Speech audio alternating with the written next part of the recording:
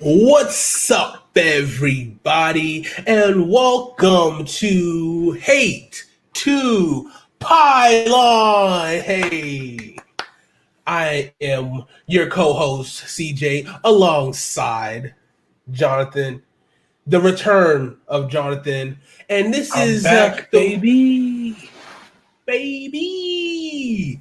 and this is week 9. Ooh-wee. As you can see in the title right there. This was just week 9 we just had, right? Yeah, week 9 recap. Ooh-wee. And I love it. Straight love it. I held down the fort for us last week. It was fun. It was different. It was definitely different doing it, but it was fun. I had a lot of fun. But I'm glad that you're back. As you see, we got we're a little bit of a brick wall here, you know what I'm saying? I got the mood lighting on this side, you know what I'm saying? Got to set the mood, right? A lot of fun, exciting things in store for us. Of course, before we get going, we revealed last week, if you were paying attention, go ahead and follow us on Twitch and YouTube. Help us reach the 50 followers and 50 subs. Once we reach 50 on both platforms, that's a key part. Both platforms, 100 Twitch total, and YouTube. we will do a giveaway. A big giveaway. Maybe cash, money, Bitcoin, subscriptions. I don't know. Something cool. Definitely a one pro. Let's just do cash. We'll do a cash giveaway this time. We'll do cash giveaway. First giveaway, cash. Hard cash. How much money would it be? I don't know. What's a number that you see on here a lot? Interesting. But we'll know. So we'll see. Once we get to these numbers, we'll get this all set up and we'll keep it going, keep it moving. Let's grow this channel together because I have a bold proclamation, and I'm just going to state this here. We are the greatest sports podcast in their rookie year today. Facts. I mean, we bring you guys knowledge, SAT words of the day. No other podcast does that. No, we're dropping vernacular and sports knowledge on you. And we're only going to keep doing more for you guys. This is just the rookie year. Remember that. We only rookies. And we figured it out. We moving and dodging. We're doing our damn thing. We're on pace right now to be rookies of the year. Yeah, just call us Justin Herbert because we're rookies of the year. Or Joey Burrow. I mean, I don't know. Just a couple guys out there. Nah, just to name a couple. He ain't no Justin Herbert, though. That's true. But welcome guys. Week 9. Ooh-wee. Oh. Shout out to Fabian Moreau, by the way. He says that like almost on every like social media like press as he like goes to practice, and it's like literally my favorite video of the Washington football franchise that they put out. And their social media page is pretty much unparalleled. I'm pretty sure it was like DC Defenders social media person. They just went over to the Washington team because they've just upped their ante. They do great stuff, huge memes, but I love it. Is that we got time for breaking news? Breaking news. What we got? Per Brian Windhorst of ESPN, the Oklahoma City Thunder and Phoenix Suns are in trade talks regarding one Christopher Paul. Oh, Chris Paul and Devin Booker on the same squad? That I know we're doing NFL review, but I gotta say this. The Phoenix Suns in the bubble, no one can touch them. Didn't they go undefeated? They went undefeated in the bubble. They missed the playoffs, unfortunately, because Devin Booker was straight cooking. Straight Like 50 points a game cooking. Like they need to change his name to Devin Cooker. like every time he was in the kitchen, he just hit him with the bam! Bam! Let's Not go. the emerald. Cooking. Not the emerald. Yes. My dog. I was cooking it up. I was waiting for this moment. He was straight cooking. But these are things you love to see. I'm excited. I personally, as a temporarily Milwaukee Bucks fan, we'll talk about that more when NBA restarts. I am a Bucks fan as of right now. I will renew. I have one more year left on my fandom for this team. Yes. Okay. First, before you guys try to come you forward, got a fan option though. I do have a fan option. A 2-year deal that was really a 1-year deal with a fan option. Exactly. You know, I've been following, I've been scouting, I've been looking at different guys. You know, Giannis Antetokounmpo is probably one of my favorite players right now. And him and Ja Morant, I love Ja Morant, big Ja Morant fan. Of course, Zion, but I just like Ja a little bit more. I'm a huge LaMelo Ball fan, and the draft is next Wednesday, which I'm super excited for. Talks about LaMelo going number 1. We'll see what happens. We're rooting for you. Big ballers only, you know what I'm saying? The question is it going to be the Wolves who draft him at 1, or is somebody going to trade up? Ooh. Do you think the Chicago Bulls will make a deal to get up to number 1? Who's on that squad? Zach LaVine. They have like 5, right? Yeah, they're not Wolves, that far down. Wolves, Warriors, Hornets. Oh, the Bulls 4? Give me a second. Break out the trusty tankathon. All right, let's see.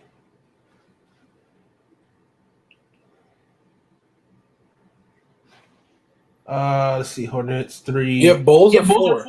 Yeah, I mean, it wouldn't be too. I mean, 3 spots is kind of tough, especially jumping over the Hornets, who I hear that the Buff Michael Jordan really do like. LaMelo. This mock draft that I just clicked on has James Wiseman going down to 3, which I highly doubt that happening. I highly doubt the Warriors pick Anthony Edwards over Wiseman with the glaring need at center, unless, well, I mean, free agency doesn't start till the 20th. Free agency is after the draft. So, I don't know. That's interesting to me because I think if the Warriors don't take Wiseman, they're probably trading whoever they draft. Like if they take Anthony Edwards, it's probably just to trade him. True. Like I mean, that's one thing they don't Luka need. Trae Young trade a couple years ago. Trae Young, Luka Doncic. I don't honestly. People are they're going to be linked forever.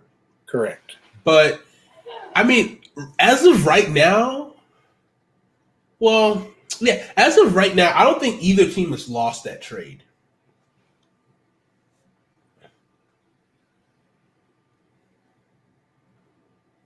Is Luka Doncic the best Atlanta Hawk of all time? I mean, if he put up the numbers he's put out with Dallas, Bubble Luka certainly is. That is true.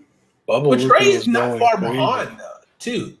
Trae's good. Don't get me wrong, but Luka is looking like Luka is special. Not to say Trae isn't special, but Luka is. He's just doing it at a younger. I think he's just doing it at a faster rate. But at the same time, you got to think about the two different offenses and what they both have, and it's different. I mean, Trae has been put that team on his back and gets double doubles. He's 25 and 10 guy. Like that's what he's going to be. And I think he's still going to be fantastic. Shoot the lights out. I think he's going to mature more and get better. But I think what Luka's doing at such a young age, at 19, 20 years old, is something we haven't seen as unheard of. So I don't know if Luka's just going really fast, is going to hit his ceiling first, and Trae's kind of gradually elevating, you know what I'm saying? Who knows? Exactly, because that's the thing. Luka's doing this at 19, 20 years old. Like, he's not even in his prime yet. Like, he could still take it to another level next year. But could this be his prime? I mean, it might be, but the fact that Like he's in so the perfect young, world, no. But like, think about what if he's just doing all this offensively, and then this offseason, he's like, you know what? I want to work on my defense. He comes out next year, and he's like a second-team all-defensive player on top of what he's doing offensively. I think his offense is always going to take a little bit of a hit, but yeah, but then to put it also on the second hat, like put it on both sides of the ball, like a Paul George, Kawhi Leonard. That yeah, Who he was cooking in the bubble. Yeah, it didn't matter who they threw at him. Kawhi, we Paul still gotta, George. I still have a little bit of a bias towards Trey. I think Trey Young is really good, and I think I really like Trey Young too. Don't get me wrong, Trey Young. His hair's a mess, but the kid is a baller. And but Luka is different. That's the thing. So it's one of those hard comparisons because people are just obviously going to be like, "Whoa, did Trey Young put up triple doubles after triple doubles?" I'm like, no, but he's still a double double machine. He does a lot for his team, facilitates the ball, which they both do. I mean, the Hawks they're a really, really young team. The Hawks have a better team in place. The better team right now, yeah. For the Hawks to win really this trade, they need who'd they draft with the pick they got? They got it was a dude from Duke, right? What was his name? Oh, Cam Reddish. Yeah, they need Cam Reddish to also be like a Trey Young level talent. Yeah, I mean, a lot of people does not look like he's anywhere close to that as a rookie, but I mean, he's a rookie. So, I mean, if he can reach that type of level and Trey Young continues his ascent, then yeah, I would say the Hawks could say they won that trade. But still, giving up Luka Doncic, still both hell of a players, for sure. As of right now, I still think it's even. I think not even. I think neither team has lost right now. I think the Mavs have clearly won as of right now. Like I said, I think the Hawks need a huge step from Cam Reddish or a pretty another step from Trey Young. Yeah. Massive step from Cam Reddish or a smaller step for Trey Young. They need Cam Reddish didn't even look like a rotational player last year. So if he can't reach that and Trey Young is still going to be a step behind Luka, I'm going to give it to the Mavericks anytime. Yeah, it's a tough situation. I mean, I don't hate it for either team at the time, but looking at what Luka's doing now, the Hawks got to be kicking themselves for not keeping him. I don't know, man. I still think Trey. Like my thing is too with the NBA, right? And we'll wrap this NBA up, chalk. But with how players develop and the longevity in the league, it's one of those things where someone can give you a masterful run for like 2-3 years and be like world beaters, and next you know they just fall off the face of the planet. You know what I'm saying? And then there's guys who kind of just, where was this guy at? Like, it just mediocreized and then just kind of like maybe bounce around a couple teams, but then like it just catch fire. They get, and then it's crazy. They catch fire around like 25, 26. And it's like they've been in the league for like 9 years. Or that's like their prime though. So that's not that surprising. Well, what I'm saying is just like when we expect like these guys to produce like Jabari Parker still could be a really stud for that team. I don't know if he's still in the Red Hawks or not, but I think he's 25, 26 right now. But he's had some like major injuries. So that is true. I'll leave out of it. I do think that is part of the NBA. The NBA, they want people to, these 18, 19-year-olds to come in and be superstars immediately. And that's just not realistic. But that's part of the reason why the NFL has the 3-year rule. One, because it's much more physically demanding. Like you can't have an 18-year-old against a grown ass 35-year-old who's been lifting, whose body's grown and matured. That's the thing too. A lot of these kids are not, their bodies haven't even fully grown out, fit into their body. So they got to put on weight just to meet the standards of the NBA. Like, and then once you get to like 2021, like your body changes again once you turn 21, 22, like that when your metabolism starts to slow down so you can bulk up a little bit more. So Giannis was only like 6'7" when he was drafted. That's what I'm saying. He's like 6'10", 6'11" right now. He's basically 7 feet tall now. Yeah, so he just keeps growing and get stronger and still feeling into his body. So it's just like, you do want to see growth each season, of course. But I still think it's too early to call. Like, because I think that's the thing too. Like, Luke could be doing all this crazy shit, and next he could be like Porzingis. Porzingis is pretty good too, but he could have like some issues. I'm not wishing anything on it, but like that could happen, especially with the NBA. But enough of that. Enough basketball. Let's go ahead and talk about some college football. And the first bit of news, we're going to talk about it? Clemson stinks. Clemson got the big L this week, going down and losing. Mind you, they did take it to overtime, which, it wasn't looking good early. But, yeah, they did fall to Notre Dame in Notre Dame, which also the Notre Dame student section swarmed the field, which I thought was just totally irresponsible. But in the normal world, I get it. In today's world, that shouldn't have happened. But it's like, how are you going to stop, like, that many kids? You know what I'm saying? Yeah. But, yeah, that was just a bad scene, bad You stop them by not letting Notre Dame win, which Clemson decided not to do. It was just bad. Watching it, I was like, this defense stinks. Like, they can't stop Notre Dame at all. But I saw a stat after the game that after the first drive, or the first 2 plays, I think really, when they broke off that 65-yard touchdown run, the Clemson defense went 59 minutes before allowing another offensive touchdown scored, which wasn't until overtime. As bad as that defense was, they were holding them to just field goals for the most of the night.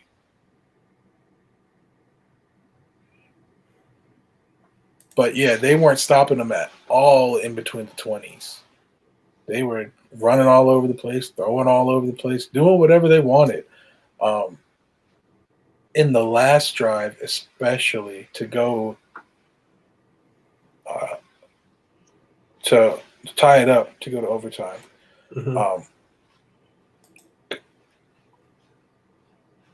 That's the worst I've seen a Clemson defense play in like 8 years. Like, there was no discipline. They weren't protecting the sidelines at all.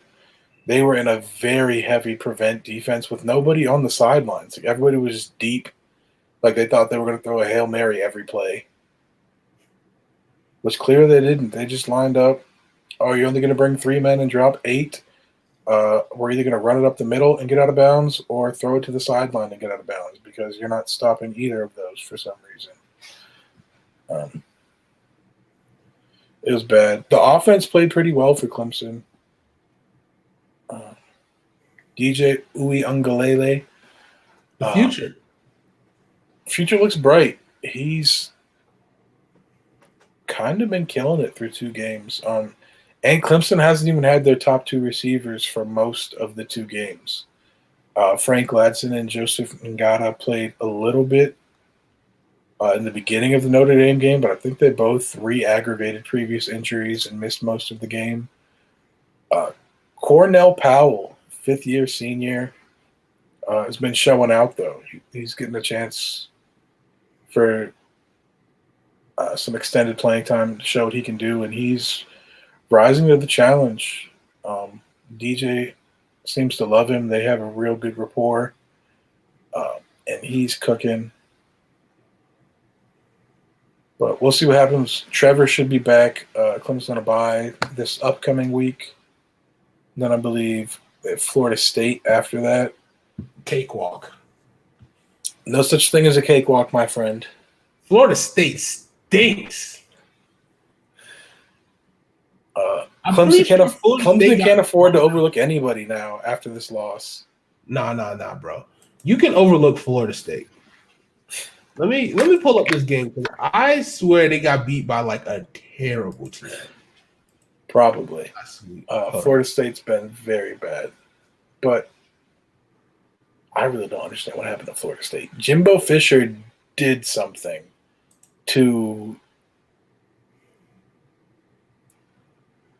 the players, the coach, the athletic director, the school as an entity. He took something from them, and they just have not been able to get it back. And they've been bad. All right, so Florida State lost their last 2 games.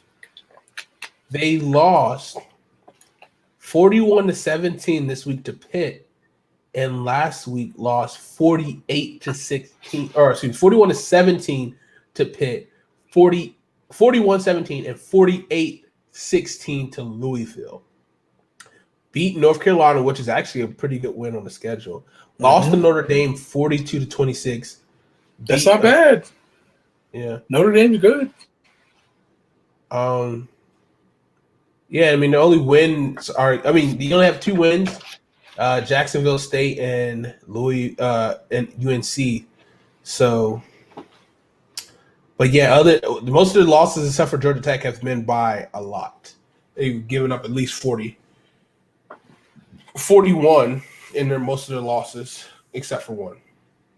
They didn't have their starting QB last week against Pittsburgh. Or did they? I guess they did. I thought he was hurt. Yeah, the Eagles are definitely hurt for sure because they stink. Speaking of another team that stinks in the South, and I hate to say it, and Georgia stinks. Georgia stinks right now. Correct. Defense, offense, terrible Special teams, terrible injuries. Yeah, quarterback situation is the biggest right now. That is just a problem. Our defense plays well, but our defense just didn't. Our defense just kryptonite is the wheel route against Florida. A lot of miscues and communication in the secondary. But yeah, quarterback, we got to figure it out. We have to figure out who's going to be the guy. Like right now, all right, looking at the stats, right? What is going on with JT Daniels? Why is he not playing? I don't know. I have to look into that situation more because I could have sworn he would, unless he's just incompetent to the offense or something else bigger is going on. He's not maybe healthy yet.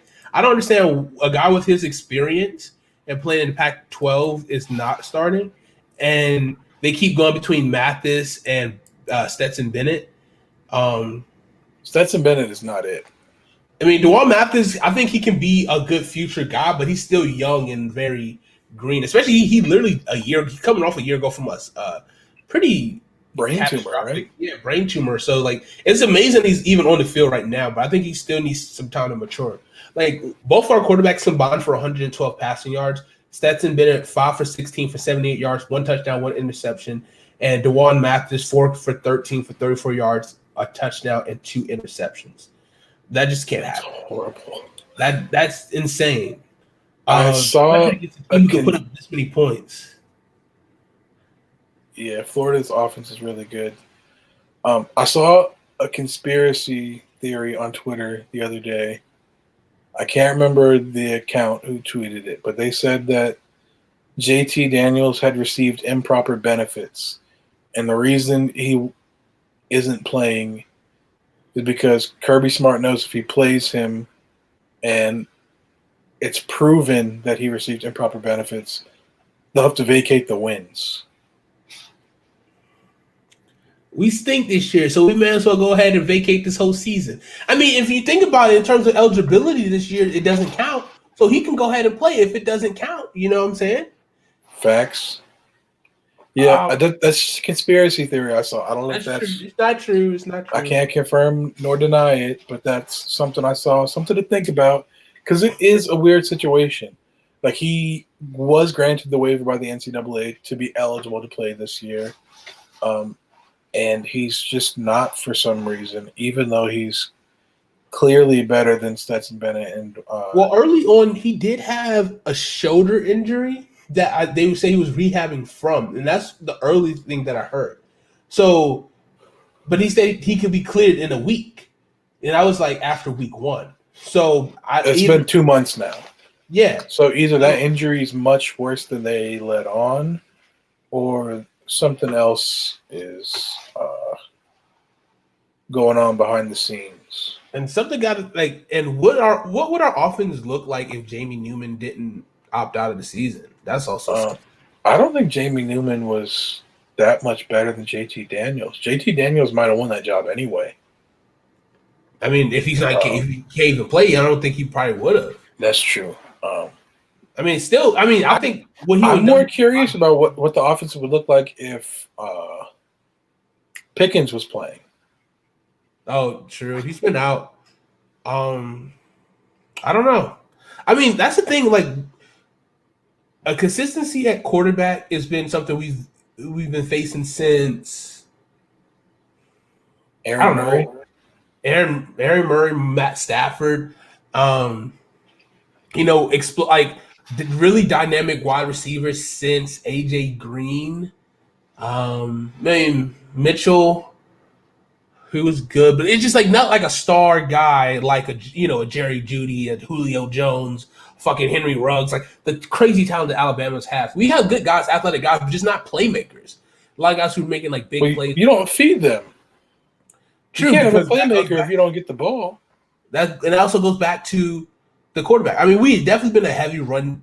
I mean, some of it's on the quarterback, a lot of it's on the offensive coordinators. Yeah, our offensive coordinators have been ass backwards. We need a new and we let Justin Fields go, and I think that what hurts the most. Yep, that really what hurts the most, because we could be. I mean, we could easily be undefeated, maybe a national champion winner, if Justin Fields never would have left.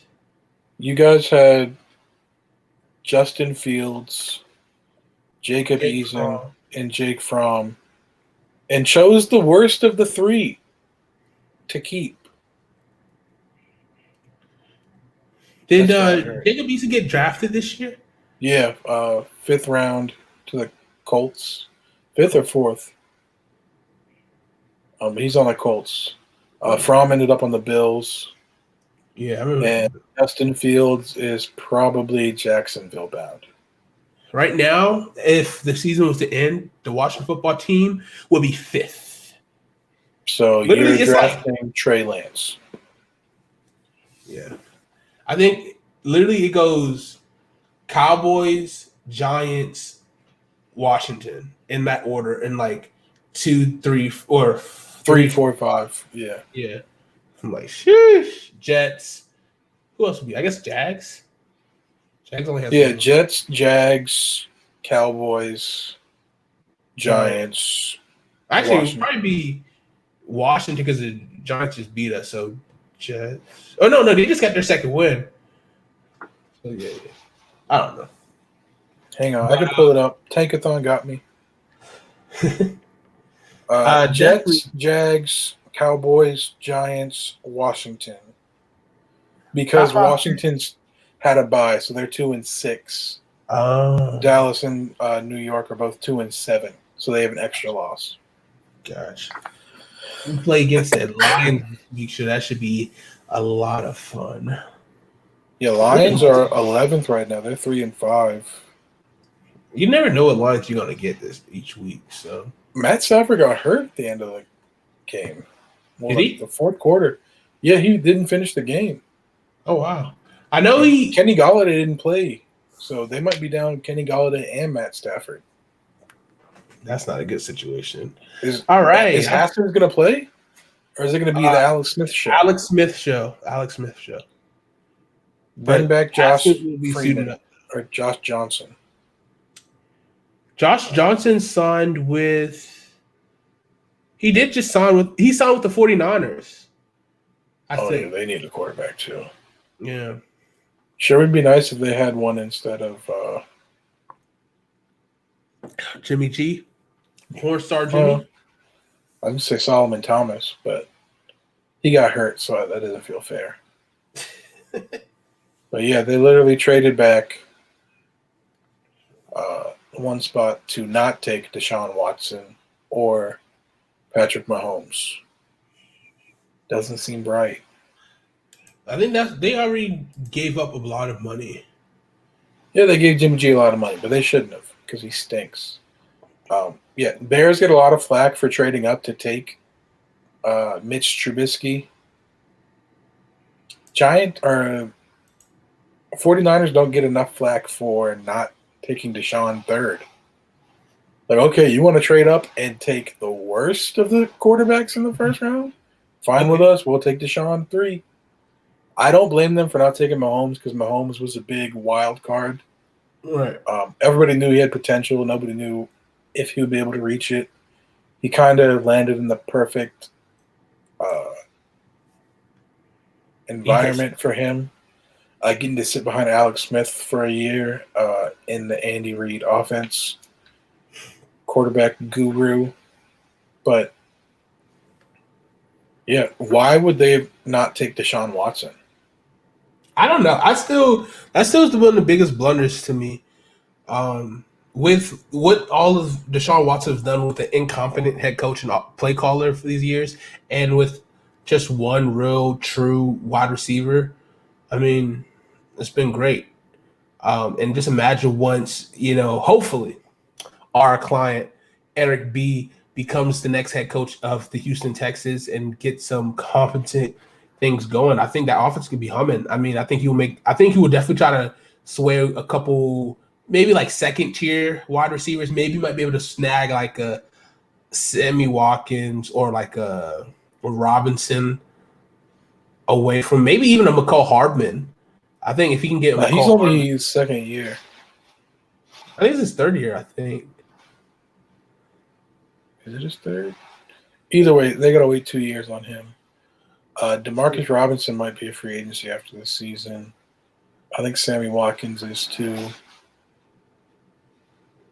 Who else?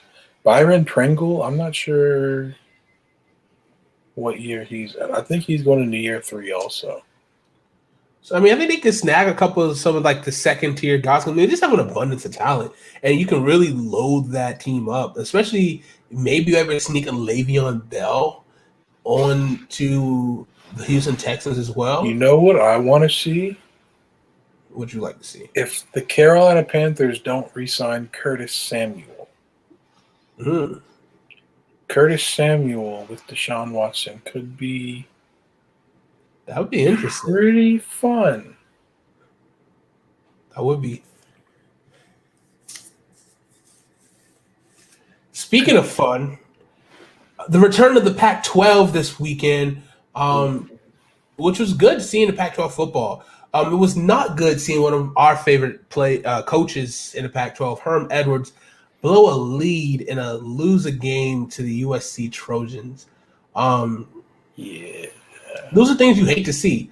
One, they were playing super early, 10 o'clock Western time, 12 o'clock noon or 9:30. It was something stupid, absurd.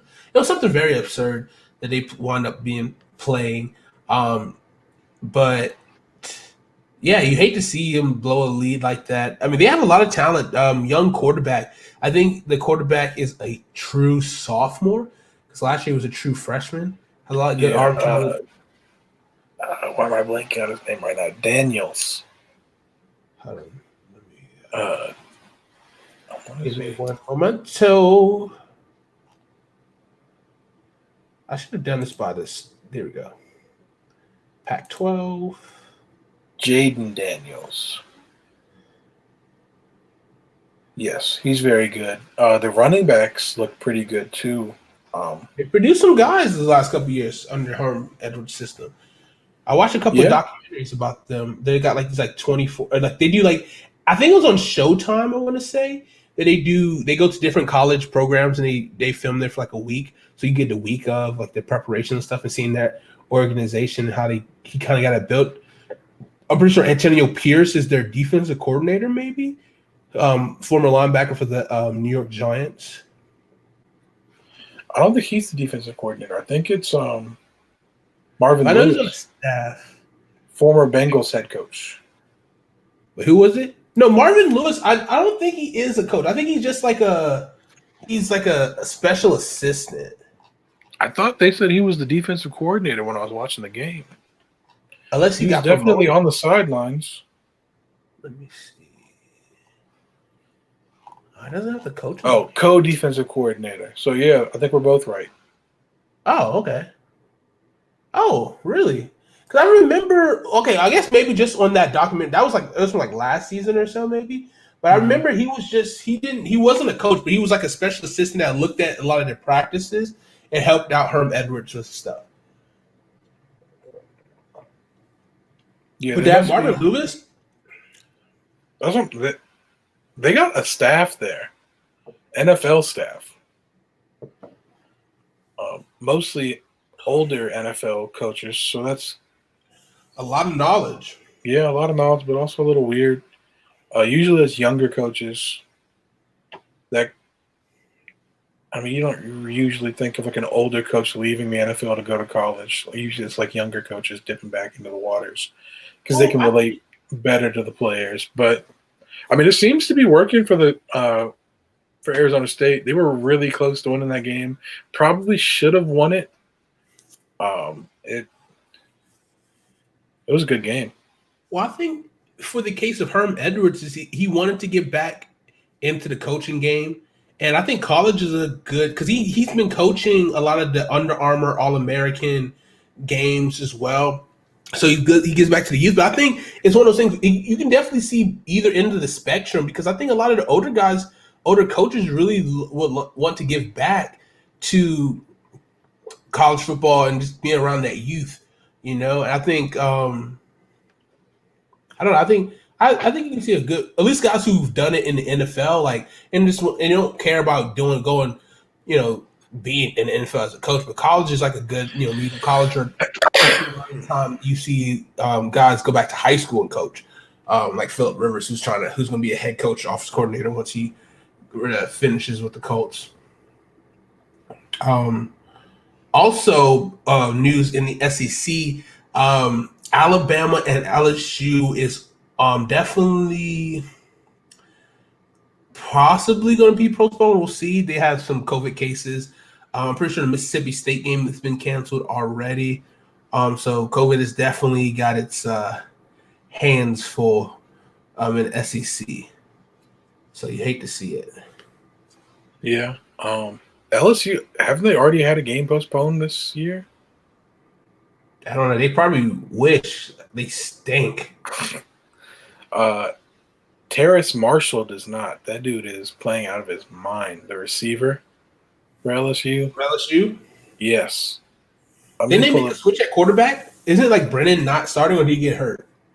I think he got hurt.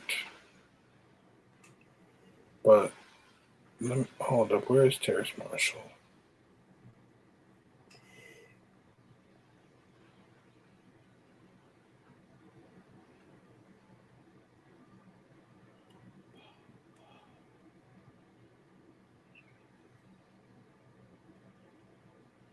Okay, in 5 games this year, he has 31 catches, 540 yards, and 9 touchdowns.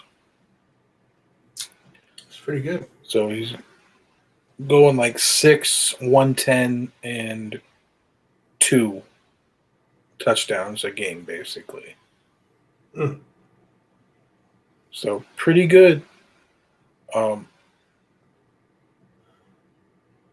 I think him and Devontae Smith for Alabama are both killing it right now.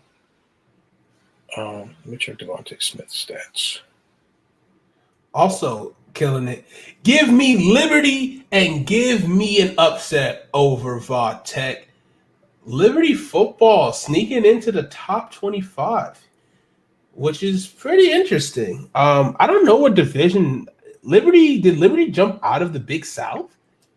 That's what I need to figure out. And I'm gonna do I'm not sure. Hang on, let's check. It could be one of those teams that made the jump into the Sun Belt. They're not in the Sun Belt. Let's see. I guess I could just do top 25.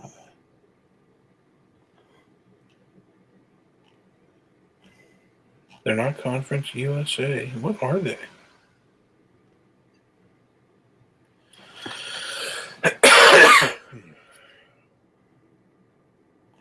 Let's see.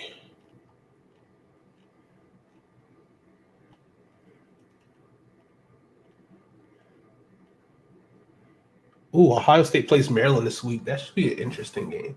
I think they're just the Southern Conference.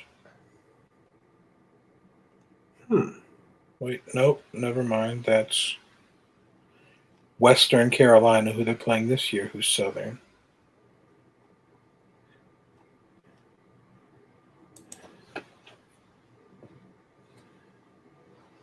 Oh, Liberty's independent. FBS independent. And Liberty climbed up to 22 this week in the standings. It's pretty cool to see these smaller schools that making the climb up to Big Boy D1 and making some noise. And speaking of the team that's been making the most noise this season, of course we got to shout out our guys down in Myrtle Beach, or excuse me, Conway, South Carolina. Coastal Carolina. Get it right. Coastal Carolina Chauntaniers. Another victory this week. They stay put at 15. But we'll see what happens if they keep these victories going. The 15, man, that's pretty great. That's pretty great for a Sun Belt team. I think they're the highest ever. Did they fall? Weren't they like 12 last week? No, I think they were 15 last week. They didn't move anywhere. The week before, they were 20. They jumped 5. Like every time they made a big jump, it was like 20. It was like 25, 20. 15. Yeah, they stayed at 15. You're right. Yeah, pretty awesome. Pretty awesome stuff. The only undefeated team currently, the only undefeated team in South Carolina, which is who would have thought? Maybe in both Carolinas. Is anybody in North Carolina undefeated? I think UNC did lose this year. NC State definitely lost. Duke definitely lost. What about App State? I think App State is lost. Hold on, I just saw them. I know they went like 9-2 last year, didn't they? Yeah, they're a good football team. They did have an upset recently, I want to say. Sun Belt, because they're in the Sun Belt Conference. Sun Belt Conference is growing. It's like those guys who are making the big leap. App State is 3-0 in the conference play and 5-1 overall. So that's. Oh, I didn't know Georgia State was in the Sun Belt either. Louisiana Raging Cajuns are ranked 25th. Louisiana Lafayette. Let's see. Ooh, that should be a really good matchup. Coastal plays App State in 2 weeks on November 21st versus that will App be a State good game. So that'll definitely be for the conference. But then the even better game they have at the end of the season. So really, App State and their final game is against Liberty. If Liberty stays ranked, this could be a really good end of the season matchup. App State plays Liberty last game of the year? Coastal. So if Coastal can run the table and then play against Liberty, who's also ranked right now 22nd, that could be a big boost in making their playoff run. You know what I'm saying? Like I still for either team. For either team. So that should be interesting. They got 2 really big games. Texas State stinks. So that's definitely one of those trap. That could be a trap game because you got App State, Texas State, and then Liberty. But this week they have Troy, who their record is 4-3. So a good football team this week. What is one of those scary good? They're like one of those even teams. You never know how they're gonna play you. But yeah, it should be really interesting. We'll keep an eye on them, and we'll keep an eye on them for sure. And as we continue the season, but we're just gonna take a quick commercial break and watch this commercial that I got here for you guys. Jones Barbecue and Foot Massage. Jones Barbecue and Foot Massage. Better come down here, get some of this shit. You like to eat. America loves to eat. So why not open up somewhere America can sit down, enjoy a meal, and get their feet rubbed? We'll fry anything you want for $5.99. As long as it's friable or edible, we're gonna make it deliciousable. We will fry parts of the chicken you didn't even know was friable. The beak, the feathers, we'll fry candy bars. All that European stuff that you don't really normally eat, we'll bring it down here and fry it for you. Ask McDonald's to fry something other than what they normally fry. Guess what you're gonna get? Nothing. If it fit through the dough, I'll put it in the fryer. Hell, this is a dinosaur. All our meats are gently tenderized to their optimum deliciousness. We got fine dinosaur meats. Took my money, made me pay child support. Come on down here and get you a slice. Once they get your social security number, it's over. Motivated. So friends, let's just decide you don't want no barbecue. Well, that's fine too. Why not let one of my foot specialists or myself perform our magic? Look at that, don't they look wonderful? If you really pay me enough, we'll massage your feet in any of these sauces also. Success is the rule down here at Jones Good Ass Barbecue and Foot Massage. So go ahead and give me a call or find us on the worldwide internets at the new website. That's JONES Big Ass Truck Rental and Storage.com/Jones Good Ass Barbecue and Foot Massage.html. Excuse me, did you call number 52? Did you hear me call number 52?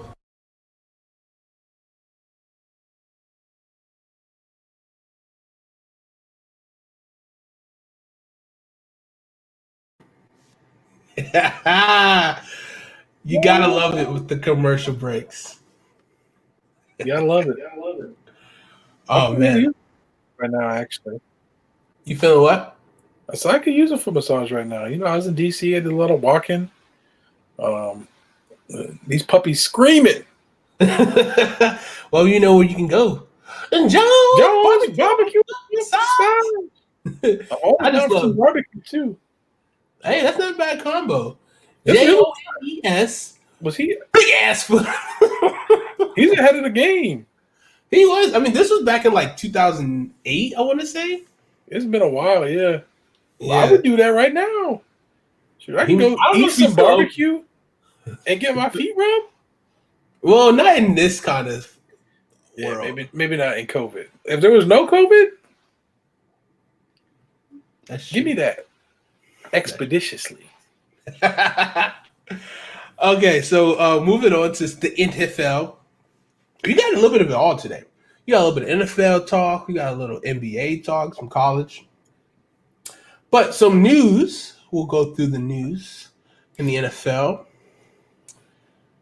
The Steelers stay undefeated this week. A close one in Dallas, but for how much longer is the question. Ben Roethlisberger, as of today, has been put on the COVID list and also has some banged up knees. So that's a double whammy for the. Is it Mason Rudolph season? Hey, do they play? Yeah, I'm checking that right now. I'm looking right now. Like, do they play the Browns? Because they built it up earlier with the first matchup. It was like, oh, it's not much of a story. You know what I'm saying? But it's like Bengals Steelers this week. You said Bengals? Yeah. They could lose that game because Joe Burrow puts up numbers. Especially if that offense can't score. That's true. Mason Rudolph does stink. Yeah, he's not pushing the ball around very well. but we'll see. That's your boy. Whose boy? Your boy, Mason Rudolph. Rudolph. Yeah. My boy is the helmet. My boy is Myles Garrett. That's who I mess with. No, Mason Rudolph's from Northwestern in South Carolina. Oh, high school? Yeah. Oh. He beat Jacob Parks in the state championship. Yeah. Because wait, did Mason Rudolph play? Didn't he play? He got recruited to play at Texas. No, not Texas, Tennessee, right? And then he transferred to Northwestern. No, he went to Northwestern High School. But didn't he go to Tennessee? I don't think he was at Tennessee. I know he played at Oklahoma State. He might have committed to Tennessee at one point and then committed to Oklahoma State. But I'm pretty sure he was at Oklahoma State for his whole college career. Okay. Him and James Washington, who's also on the Steelers. Yeah. Steelers got some really good young wideouts.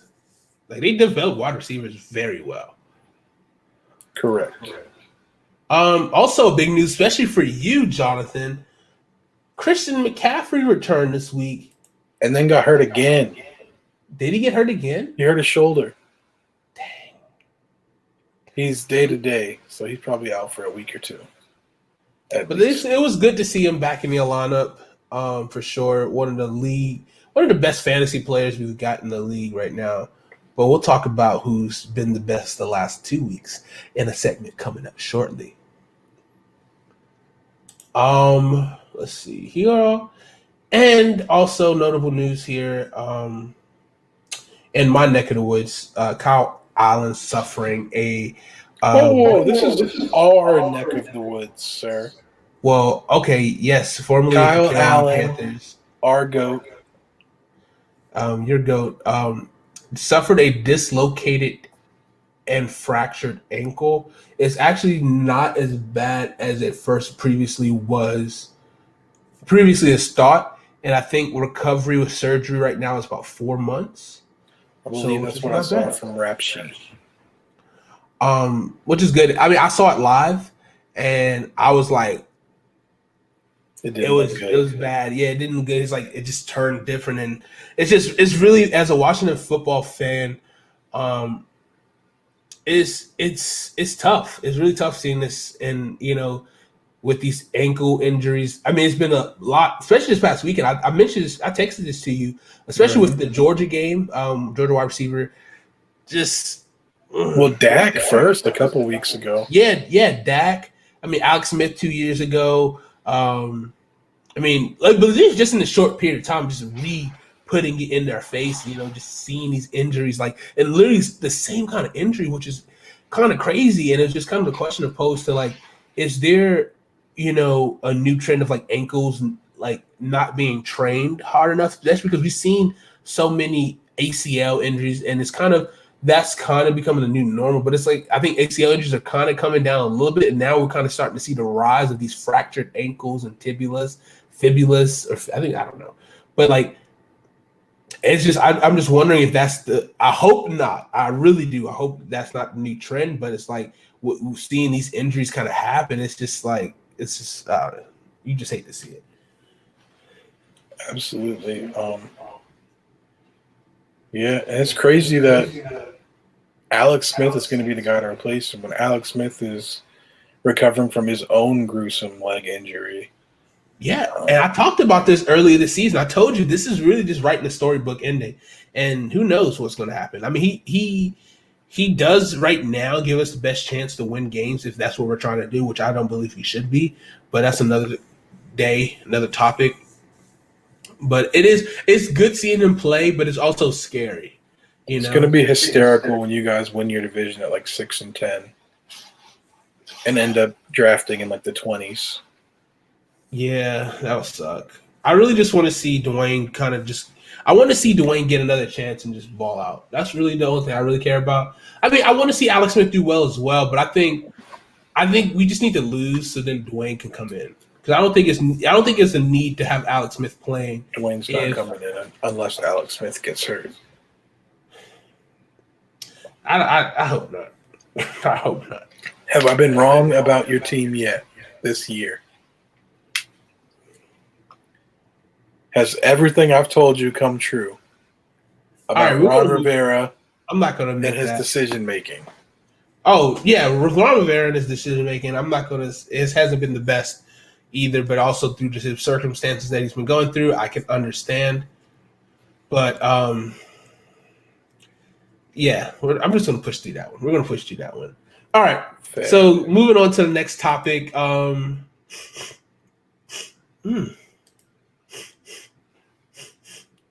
something stinks.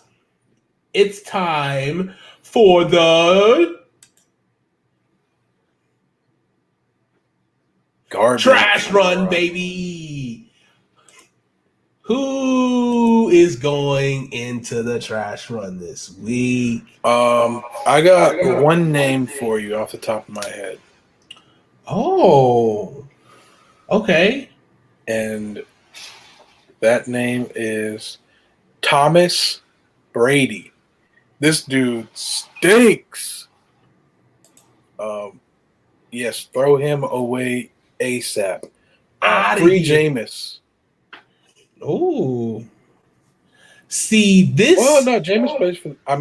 he plays for the Saints. He does play for the Saints. He was eating that W. They should have freed him to embarrass the Bucs even more.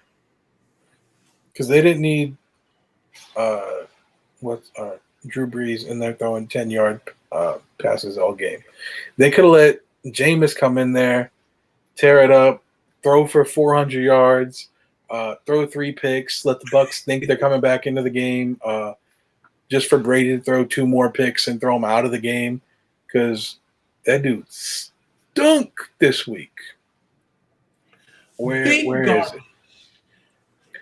22 of 38 for 209 yards and 3 interceptions.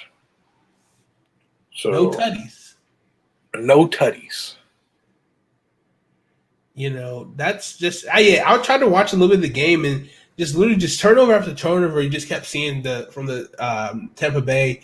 They're a team that they can look like a really good football team one week. And then there's this week where they just look like they're just one of the worst teams out there. And I think the Saints are just their kryptonite, because they did this against them. Was it week 1? Yeah. Week 2? It was early on in the season. Saints sweep them. Yeah, they did the same thing to Tom Brady. It made him look very bad. Was it week 1? Yeah, they played each other week 1. Beat them 23-34. The Saints won. Brady was 23 of 36 for 239 yards. He did throw 2 touchdowns, but also threw 2 interceptions. So he's completing like barely 60% of his passes for like 220-ish yards per game, with 2 touchdowns and 5 interceptions against the Saints this year.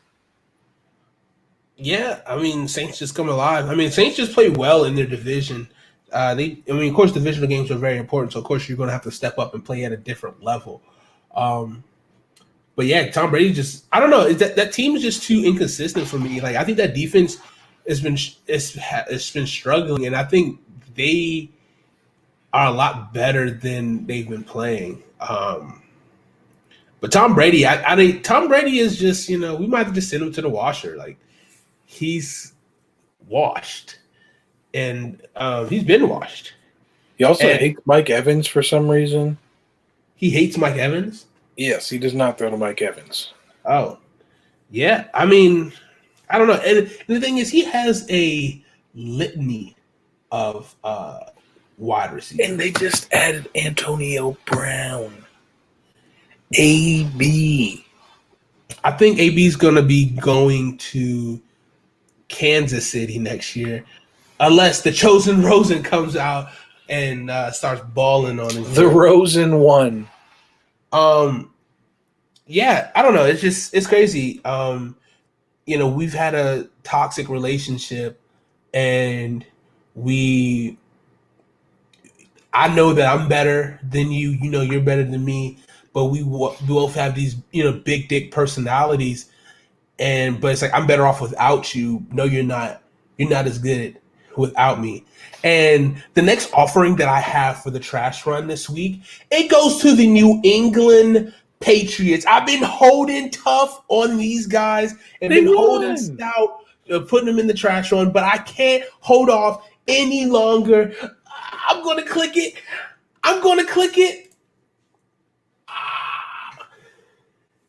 Into the trash they go. I just can't do it. Watching the Monday Night Football game last night was just disgusting. It was a disgusting thing. The fact that they had to come back against the New York Jets. The New York Jets, like literally the trash can is named the Jet because that's what they epitomize their whole season is, trash. And the fact that they played down to their level, not even played down to their level, because, Patriots stink. They've been stinking all year long.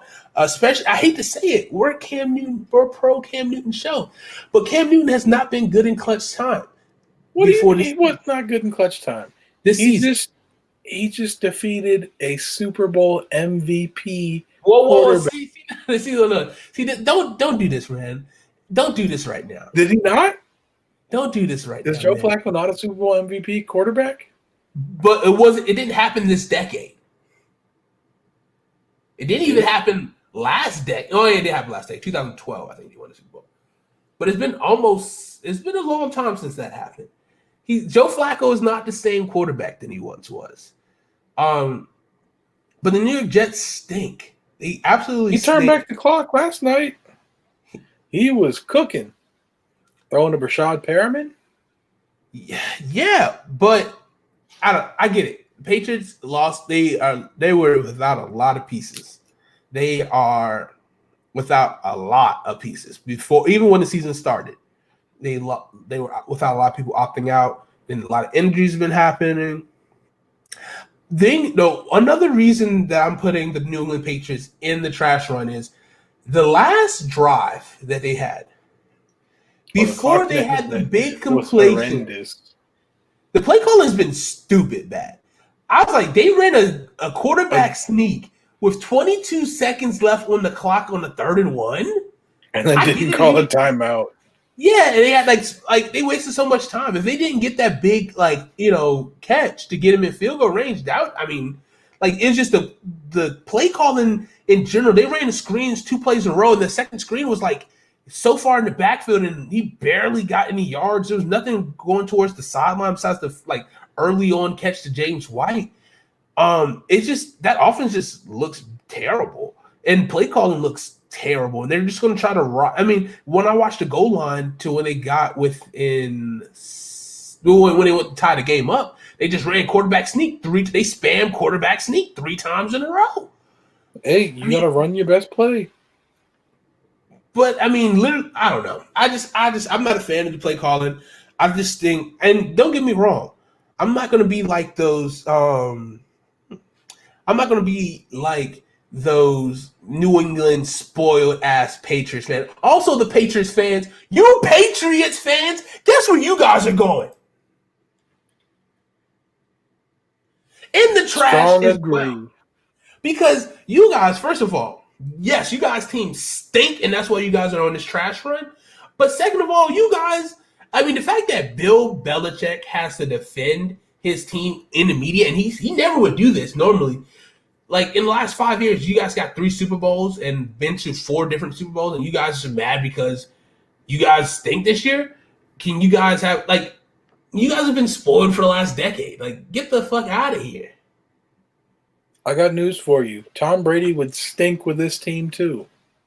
And that goes back to my previous statement. 2 guys who've been in a relationship for so long. They've been in a relationship so long thinking, maybe I think I can be better off without you. And at first it's Tom Brady is so much better. Hey, Tom Brady's so much better without you, Bill Belichick. Look what I'm doing over here and down in Tampa Bay. They even renamed the whole city after me. Tampa Bay. I love it. It's just phenomenal. But now we see Tom Brady losing and Cam Newton winning this week. Barely, mind you. It still counts. This is what wasn't barely? What? The blowout the Saints put on the Bucks. Not even close. That wasn't close at all. They had to kick a field goal down like 38-0 just to have points on the board. Like they were playing scared. Yeah, I mean, one thing I can say about Jameis Winston, he puts up points. I mean, both sides of the ball, like both sides of the scoreboard. Somebody's scoring points. Yeah. And that's why we love Jameis. We do love Jameis. We chaotic good. We always eating W's out here, baby. Facts. He was eating them in Drew Brees' post-game interview. He was eating them in the locker room when they were dancing. He's eating W's all over the place. You know what Tom Brady was eating? A big fat L. Yeah. One thing that I lost my point. It was a point that I was going to make earlier. Tom Brady stinks. I agree. Tom Brady stinks. Patriots fans stink. Oh, scenario. Ooh. I do love Patriots a good scenario. Not even release. Patriots let go or don't re-sign Cam Newton. That's inevitable. But I think the Patriots try to reconnect and re-get what they had that middle run with the quarterbacks of Jimmy Garoppolo and our guy, Jacoby Brissett. And just have a quarterback competition with them and probably throw in Stidham just because he's the young guy who's been there for a little bit. And I think but it all depends on if Josh McDaniels is still there, which I think he is. I think he pretty much signed the deal to be the head coach, incumbent, whatever.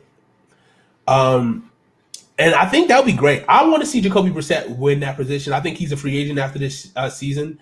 I believe he knows the system. Yes. He's dynamic, is a good leader. I think he will be good. I think he deserves his chance, unless the Colts are trying to keep him again for next year, which I highly doubt. Spending $25 million. But it was only a 1-year deal with Phillip Rivers, so they're both going to be free agents. So honestly, also the Colts could be in the quarterback market pretty heavy next year as well. So it should be a really interesting free agency period. Oh yeah. Let's see some of the free agent quarterbacks. Dak is going to hit the market again unless the Cowboys tag him again. What if Dak Prescott winds up in? I don't know if they're going to be able to afford to tag him again. If the cap drops the way they're expecting it to, I don't know. I think he's going to take an L though. I don't think he has the leverage anymore to be able to pay or get that money he wanted. Dude, he was throwing for 450 yards a game, and Andy Dalton comes in and can't throw for 200. He still has all the leverage. But how can you pay a guy who you don't like? How can you pay a guy $40 million and you don't know if he's going to be healthy enough to contribute? Like, if anything, he will have to sign like a two year deal, because the first year is definitely going to be like a like we're not sure if he's going to be healthy. They say he should recover by next year, but the first year coming off that big injury is going to be kind of rocky, trying to getting his feet back underneath him. But then the second year, I think it'll be a better year in general. I don't think, if I was Dak, I wouldn't want to re-sign in Dallas, because Dallas is a fucking shit stove right now. But it wasn't with him. The defense was, yes, but that offense was cooking. But that's because I think what we're seeing is the Deshaun Watson effect with Dak Prescott. All right. Let's not compare Deshaun Watson throwing to 40-year-old Randall Cobb. Okay. Yes. But I'm still saying though, he is, I think, because obviously the coaching is incompetent. But he does have weapons. So that's the big thing. He does have really good weapons. So, and even with the shitty play calling he's been doing it. But I still think, I don't know. They do have good weapons. That is a good point. I don't know. I just hate Dallas. So, Dallas probably has the best weapon in the league outside of the Bucks and Tom Brady. Over Chiefs?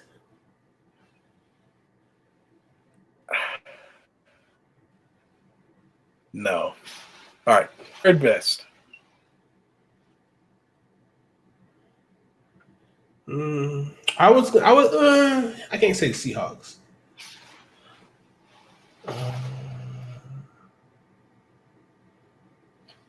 Yeah.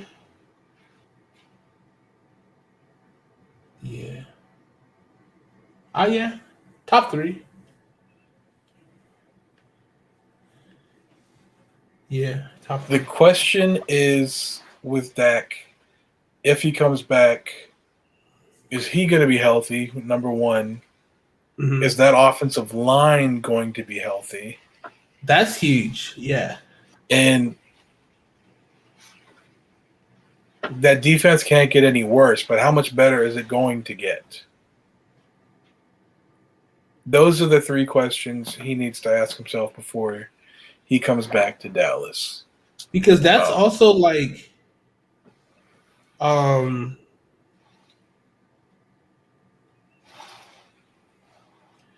yeah, I mean, especially when you're coming off an injury like that, you gotta be comfortable and playing with your leg, and then people falling around you. If you're not gonna have a clean pocket constantly, like that's also why I'm very fearful when I see Alex Smith play.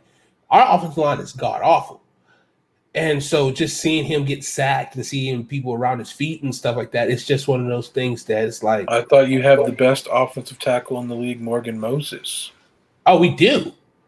It's the other side I'm concerned about. Now, Morgan Moses stinks too. Morgan Moses is a god. He stinks. Next question. Is Sheriff playing? Yeah, I think he's back in the lineup now. Cornelius Lucas has actually been stabilizing that left tackle position though. Yeah. Also, one last offering for the trash run this week, and this goes out to Seattle. And there's a lot of good things in Seattle, but the defense is one thing that is not Seattle's defense. You guys are going into the trash run. The trash run, you guys go. I mean, come on. It's bad. Josh Allen, come on. You guys have been bad all year. I've been letting you guys slide. But Josh Allen, come on. Let's pull up the stats for the first of our pylon standouts, Josh Allen. Come on. 416 yards passing. Come on. Josh Allen. We talking about Josh Allen? 31 of 38. Only 7 incompletions. 415 yards. 3 tutties.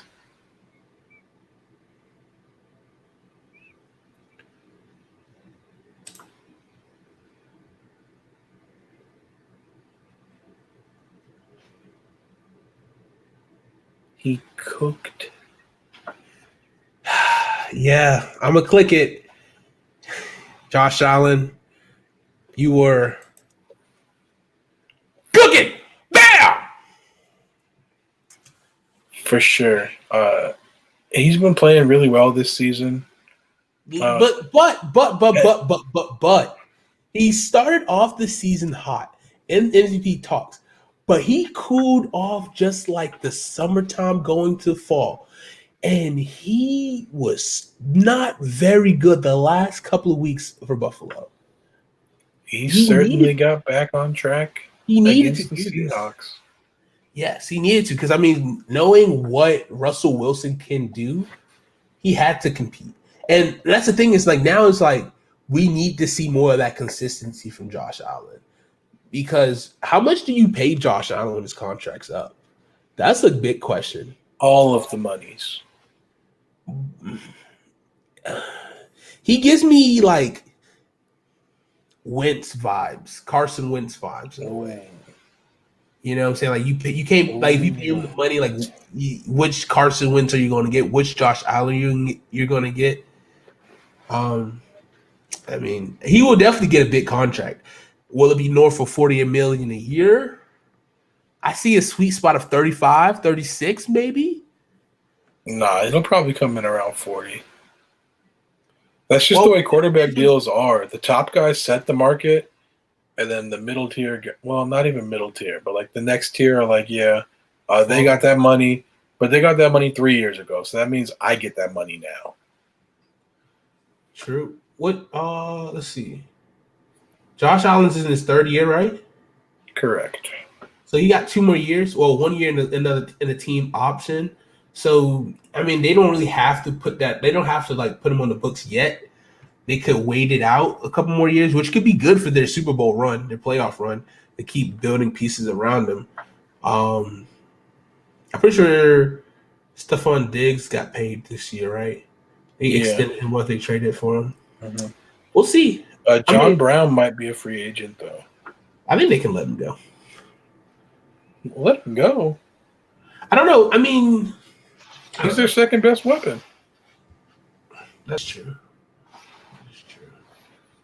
Did Adam Thielen re-sign with the Minnesota Vikings? Yeah, I think he's got like 3 years or 4 years left. That's a guy. He's a guy right there. Speaking of another guy in our pylon standouts this week, I mean, he's the standout for the last 2 weeks. And I'm talking about Dalvin Cook. See, that was mixed it up on me. Just for him. Just for Dalvin Cook. No one else could use this one because he was straight cooking this past week and last week. Something of the effect of 400 or so. It was 200 yards rushing this week, over 160. Total of about 6 tutties in 2 weeks. Let's see. 4 last week. Rushing, 22 carries for 206 yards and 2 tutties this week. Also added 2 catches for 46 yards. So 250 yards, 2 tutties this week. All purpose. Last week, another 200 plus all purpose. Yeah, last week, 226 all purpose yards, 4 all purpose tutties. So 3 rushing, 1 passing. Yeah, so he's got 500 all purpose yards, 6 tutties in the last 2 weeks. In 2 weeks. He's come alive for this team. He's what's bringing them the wins. This is what they should have been doing week 1. He did get hurt. But I mean, when you can just get the ball outside of Kirk Cousins' hands, or just make Kirk look good with a screenplay and him taking it to the house, this is what Minnesota needed to be doing all season long. And of course, the backup Madison, he actually was he had over 100 yards or close to 100 yards rushing as well. So they really kind of just went to work.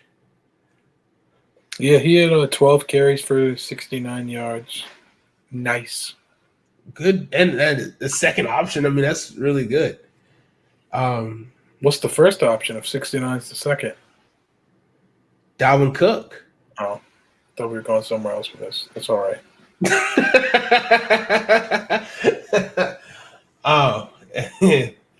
Ooh. Hate2Pylon late night edition. Yes, sir. Them hours. Another standout that we had this week, of course. I mean, I think he's been honestly one of the most slept on wide receivers in the league. Devontae Adams. One of the most slept on until like last year, this year. I think he's finally starting to get his due. He's a top 5 wide receiver. He could be Don't say it. Top 3. I'll allow it. Top 3. I think 5 is too low for him. Or like top 5 is not. I think he's definitely a top 3 wide receiver. I think top 5 is not debatable. Yeah. Top 3, top 4. I mean, you could definitely make some arguments. I personally would say top 3 right now. I would say top 2. Be quite honest with you. I think top 2. I don't hate it. Because I mean, I'm really trying to ponder it right now, like thinking of like all the other wide receivers. Nuke. I mean, of course, Nuke, number 1. Michael Thomas is not even on the list this year. No, he stinks. 2. Yeah, I think 2 is fair. Devontae Adams. I mean, yeah, and then 3. Stephon Diggs. Yeah. Second in the NFL in yards, I believe, behind only DeAndre Hopkins. Stephon Diggs, Keenan Allen. One of those 2. You could interchange them, you know. Not interchangeable. Stephon Diggs is better than Keenan Allen. Keenan Allen's like right outside my top 5. Right. I put him like 6. Allen gets the most disrespect, and I think he's one of the most talented wide receivers in the league. Well, and the I think problem was he's been so good since he came in the league. But the problem was when he was younger, he couldn't stay healthy. Very true. Now that he's been healthy-ish the last like 3 years, he still missed like a game or 2 there. Played banged up.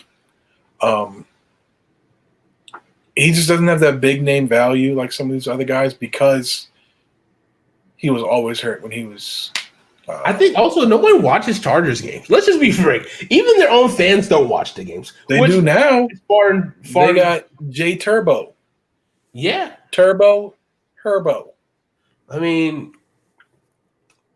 yeah, it's exciting. I think with Herbert and really kind of feed him the ball, and I think a resurgent defense, I think Keenan Allen's going to get re-recognized into the national limelight for sure. Devontae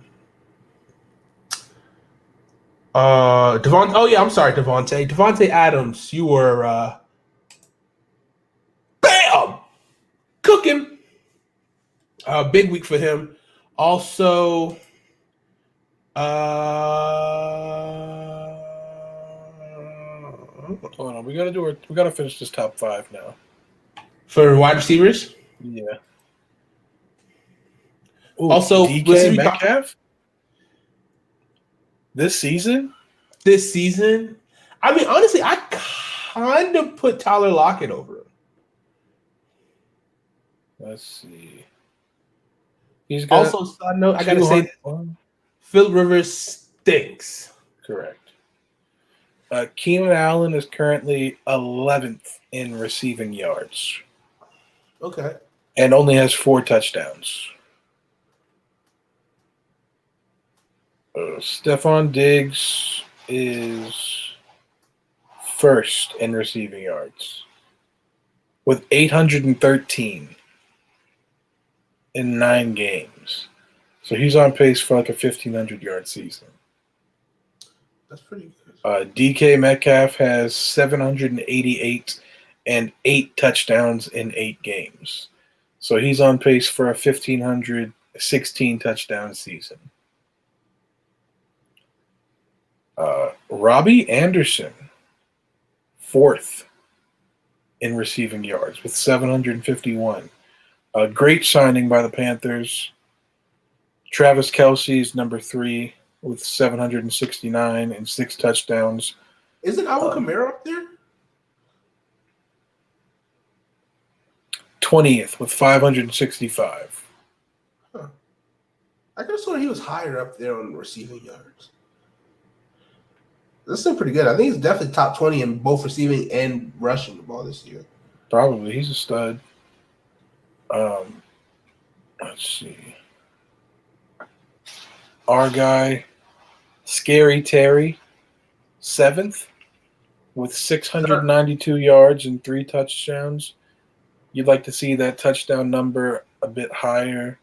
Devontae Adams has only played 6 games, but he has 675 yards and 8 touchdowns. So he's averaging more than a touchdown per game played, which is ridiculous. Keenan Allen's got 650 and 4 touchdowns. Calvin Ridley, low-key, been having a good season. Well, not really low-key, but Julio's kind of been coming on strong the last 2 weeks. But Calvin has 657 yards and 6 touchdowns in. So we got to make a trade for him. The Falcons have too many good wide receivers and too many good weapons to waste. Like, it doesn't make any sense.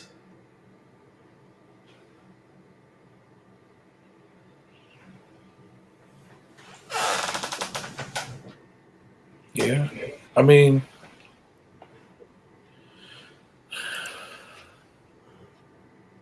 I don't know what's going on with them. The offense can put up numbers. The defense has talent.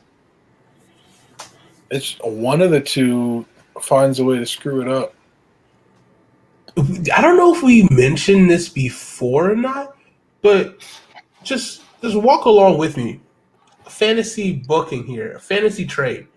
What if, which is, it sounds impossible right now just because there's a lot of money to eat, but I don't know if the contracts balance out or not. But San Francisco makes a play for, this is going to sound crazy. Now, hold with me.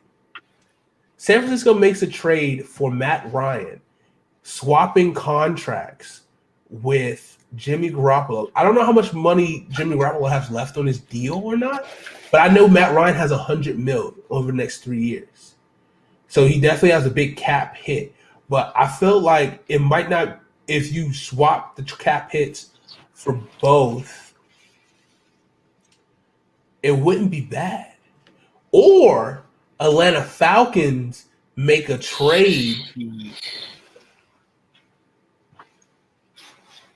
The Atlanta Falcons make a trade for Kyle Shanahan as for a head coach, and get a head coach trade. Because, I mean, what Kyle Shanahan did for the Atlanta Falcons, even though they blew the lead that year, but that offense was top 5 offense in the league.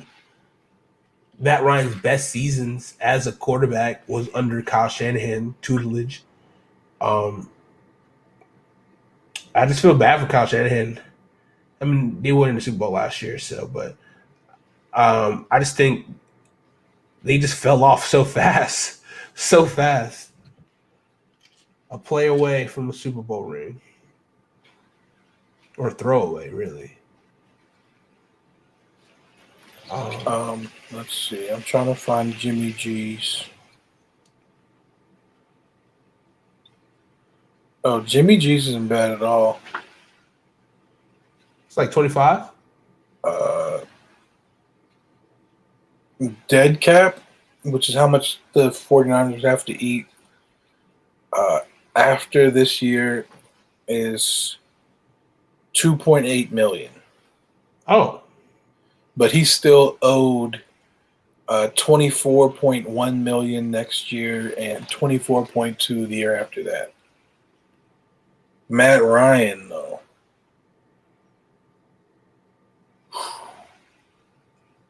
The Falcons would have to eat $49.9 million.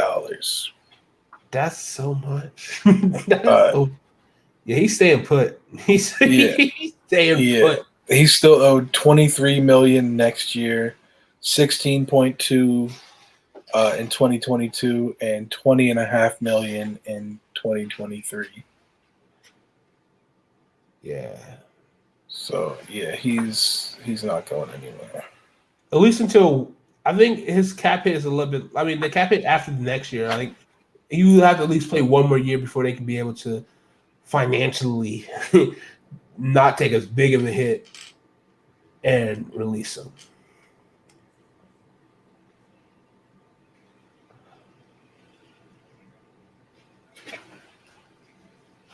Oh no.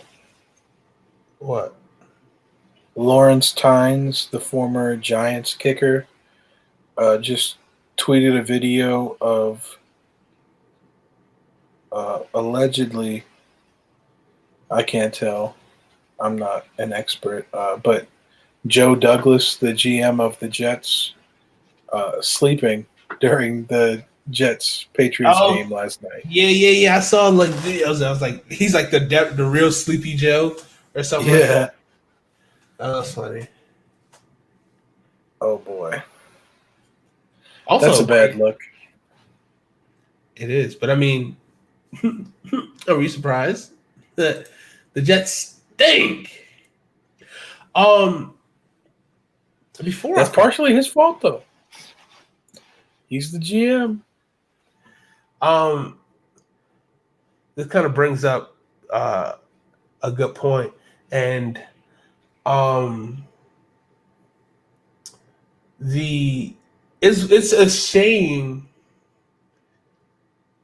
what the New England Patriots franchise has become, and we've seen, SAT word of the day. Don't think I forgot the demise Of the Patriots dynasty. and or maybe is it just a slight reload, but the demise of the dynasty this year and the outside optics of the organization, and you hate to see it. Or actually, you love to see it because everyone hates the Patriots. We've seen a lot of demises this year. We've seen, the demise of the world, just about with COVID hitting. We've seen, what else have we? The demise of possibly Dak Prescott's career in Dallas. I don't think so, but it's possible. We saw the demise of Bill O'Brien as the head coach and GM of The Houston Texans. And that's stuff that you love to see. We've seen a lot of demise this year. But of course, we're not going to see the demise of this show yet. We still got review and recap of this past week, and we're going to hit it to you fast and hard, harder than you've ever been hit before, because we're going to run the hurry up. All right. Ooh, I like it. So let's go ahead and break down the games. First game we have for you week 9, we have the New York Giants beating the Washington football team 23-20. As we did state earlier, Kyle Allen did suffer an injury, stepped in Alex Smith. He did throw 3 interceptions. He threw his first touchdown pass since getting injured 2 years ago to Terry McLaurin. Washington stinks. I stated this early on in the game when we saw the wildest fumble by Antonio Gibson. I mean, first and foremost, we only ran the ball 7 times. 7 times. Yes, we fumbled. We fumbled the ball too damn much. It's showing 9. 6 for Antonio Gibson and 3 for J.D. McKissick. But that's still not that's not a recipe for success. But I don't know. I think once we played so insecure and in a rush for no reason after those fumbles, we were still close in the game. The game was never too far out of reach for us, but we just kept playing and play calling was just so erratic. And Scott, you saw the past segment we had, trash run. You might Scott. be heading down there pretty soon. I'm sick of it. I'm just sick of not featuring Antonio Gibson more, not featuring J.D. McKissick and Antonio Gibson more at the same time. I just feel like I get, yes, the injuries has been, I think a big thing has been the injuries to be able to really kind of expand on the playbook and do more. But I don't know. Washington stinks. They did feature J.D. McKissick. J.D. McKissick had 14 targets in the passing game. That is being featured. That is, but I mean, I just want to see more. He's not a runner. He does run the ball well. Like I don't know. I just want to He's see not better more than Antonio Gibson. Oh, but Antonio Gibson is still very green, but he has a lot like tremendous upside. He has tremendous. I just want to see more creativity because obviously JD is going to be more of a. They're both great receiving backs. But I just want to see more confusion. I want to see more trickery. Not even trickery, but just more like things to like. Oh wait, who should we feature? Matchup problems. Cause like that's what they were talking about all off season. Oh, how we're gonna have these guys here and here, and we could cause so many matchup problems. But I mean, which I've been doing ain't causing nothing. But shout out to Cam Sims for a breakout game, 3 catches for over 100 yards this week. Love to see it. I believe. Yeah, I think it's like 10 something. I don't think you got over 110 because I know McLaren had like 109. Maybe that was Terry that had 115. Yeah, Terry had 115. Cam Sims had 110. Oh, okay. But you love to see it. I've definitely been a fan of Cam Sims since he made the roster back in like 2000. I want to say it was 2018 maybe.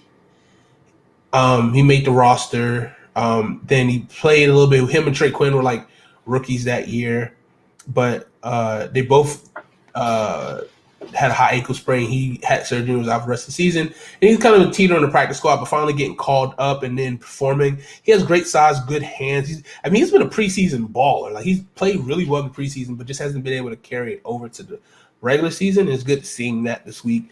I just want to see. This is the point.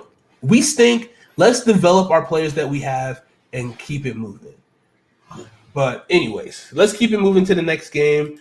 We got Denver losing to the Atlanta Falcons 27-34. What do you got to say about this game, Jonathan? Jerry Jeudy breakout game. Yes. 7 catches, 125 yards, and a touchdown. Olamide Zaccheaus for the Falcons. Not a breakout game because he started off really hot the first 2-3 games of the year. But this is his first big game since like week 3. He had 4 catches for 103 yards and a touchdown. Drew Lock led the Broncos in rushing this game with 7 carries for 47 yards and a rushing touchdown, in addition to throwing for 313 yards and 2 touchdowns. He did also throw an interception. He did have 3 touchdowns last week. Picked him up last week for my fantasy football team. Was a little skeptical about it. Started off the game very, very slow, but garbage time points is a beautiful thing. But last week he got it really close and won the game. But this week couldn't come up with a dub back-to-back weeks. But I love the fantasy points that he gave me this week. Yeah, he's been cooking the last couple of weeks. He's still doing it without his number 1 receiver, Cortland Sutton, who tore his ACL. Just imagine next year, though. Cortland Sutton and Jerry Jeudy, year 2.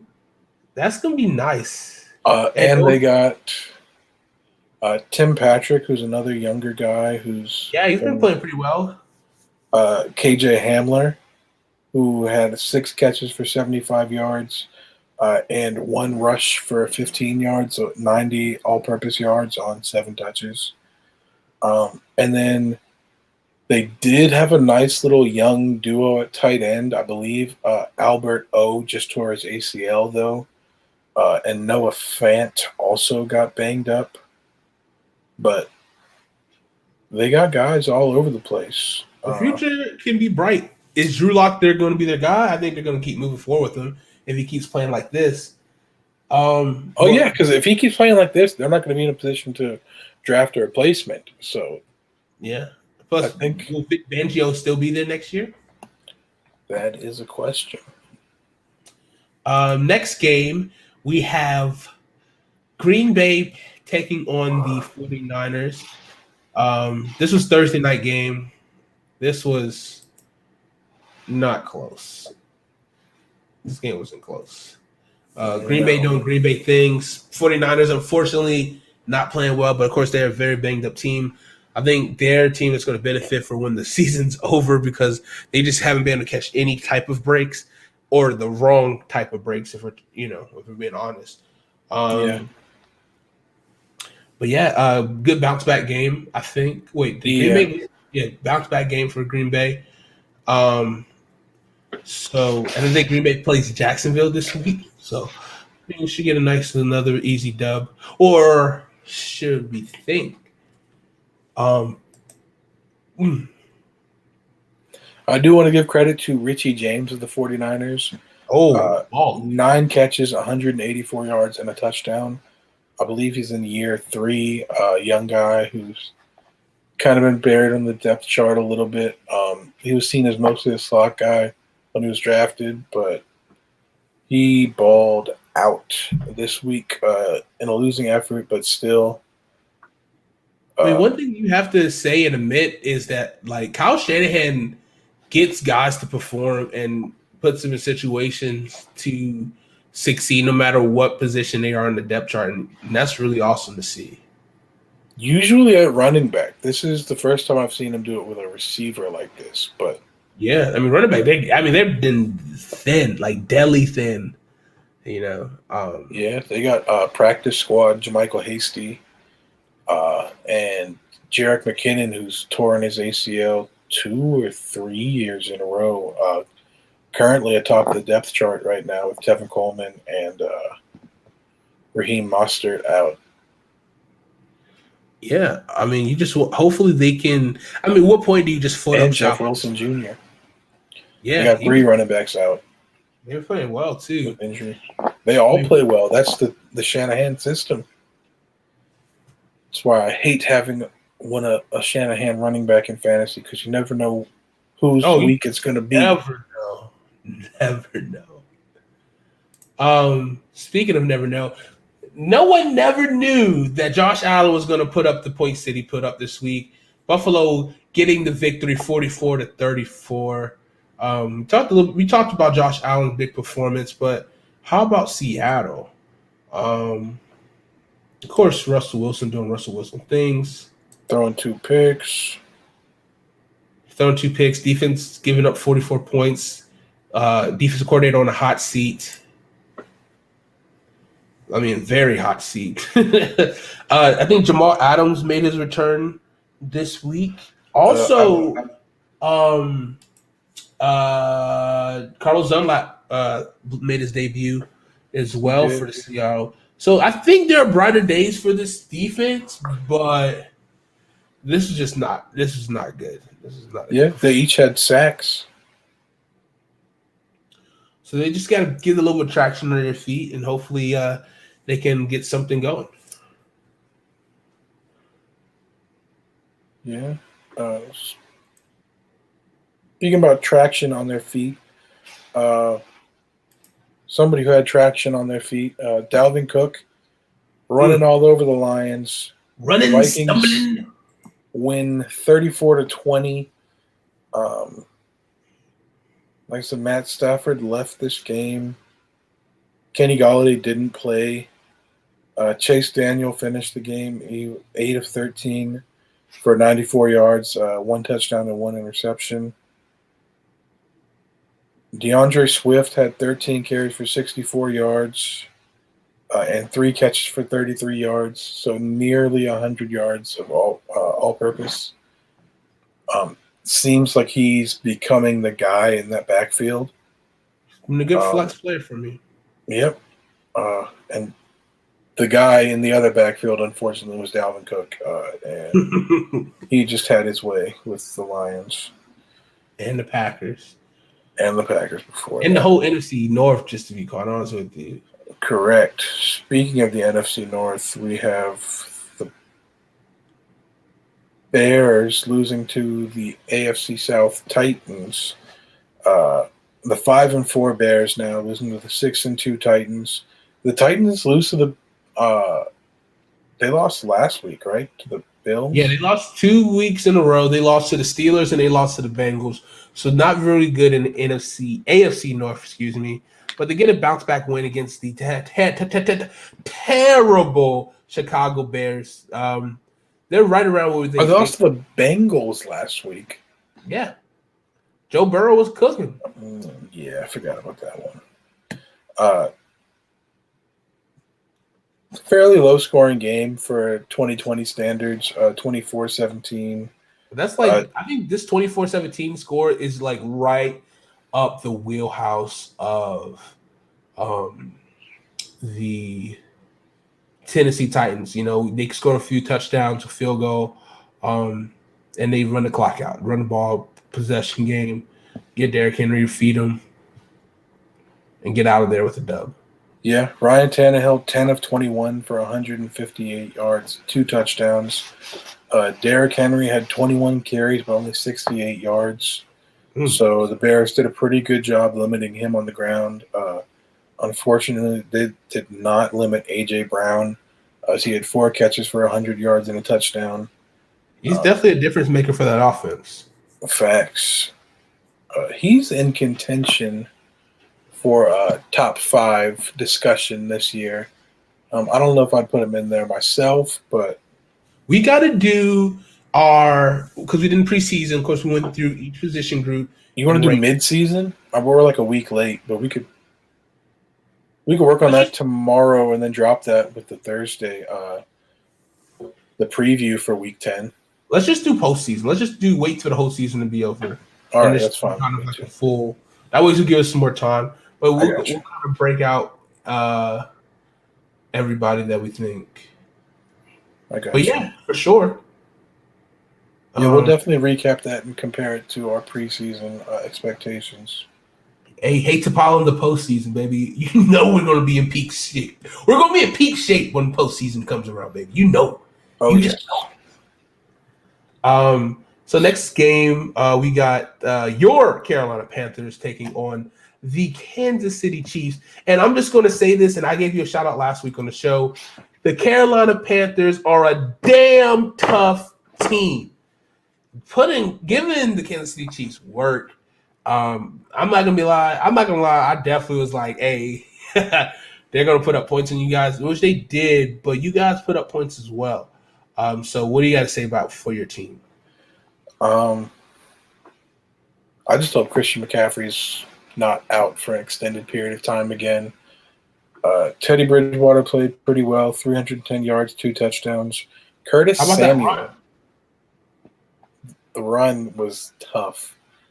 Diving for the first down on 4th down. He fits that identity. I mean, he fits the culture of that team pretty well. It's like he said, this is a tough-ass football team. But yeah, Christian McCaffrey returned, had 18 carries for 69 yards, nice, and a touchdown. And 10 catches on 10 targets for 82 yards and a touchdown. So people who were concerned that he was going to get eased back in and not get a full workload were mistaken, but people who were hoping he would get eased back in so that he didn't get hurt are kind of doing one of these right now.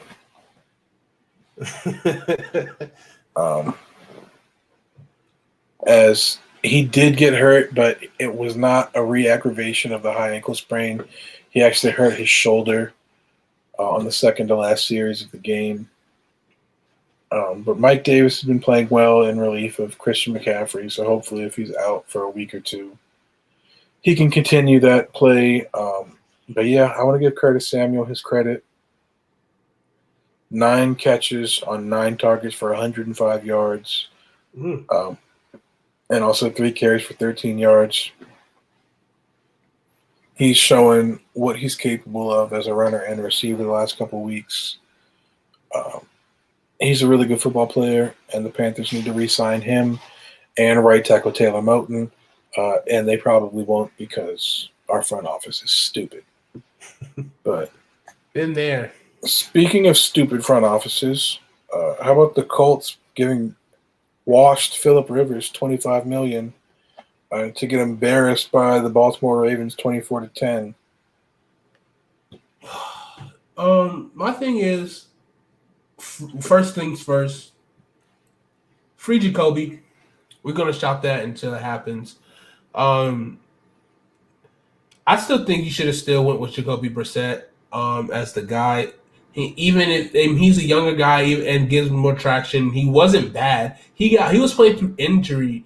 And first half of last season, he played well, but realized he was dealing with injury and still played. And he has played this suffer. But when he was actually playing healthy, he was like in the low key MVP race.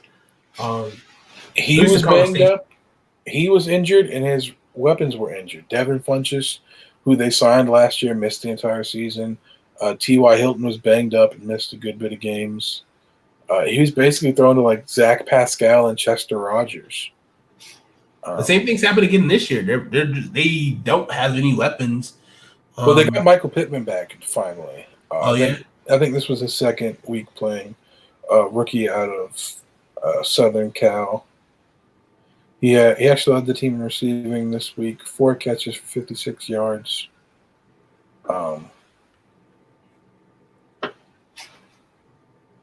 He's been back for a while, I guess.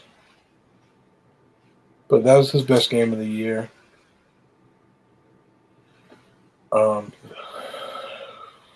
Who's the other guy they drafted last year? The speed, Paris Campbell. I think he's out. Is Ty playing? I think Ty got hurt too.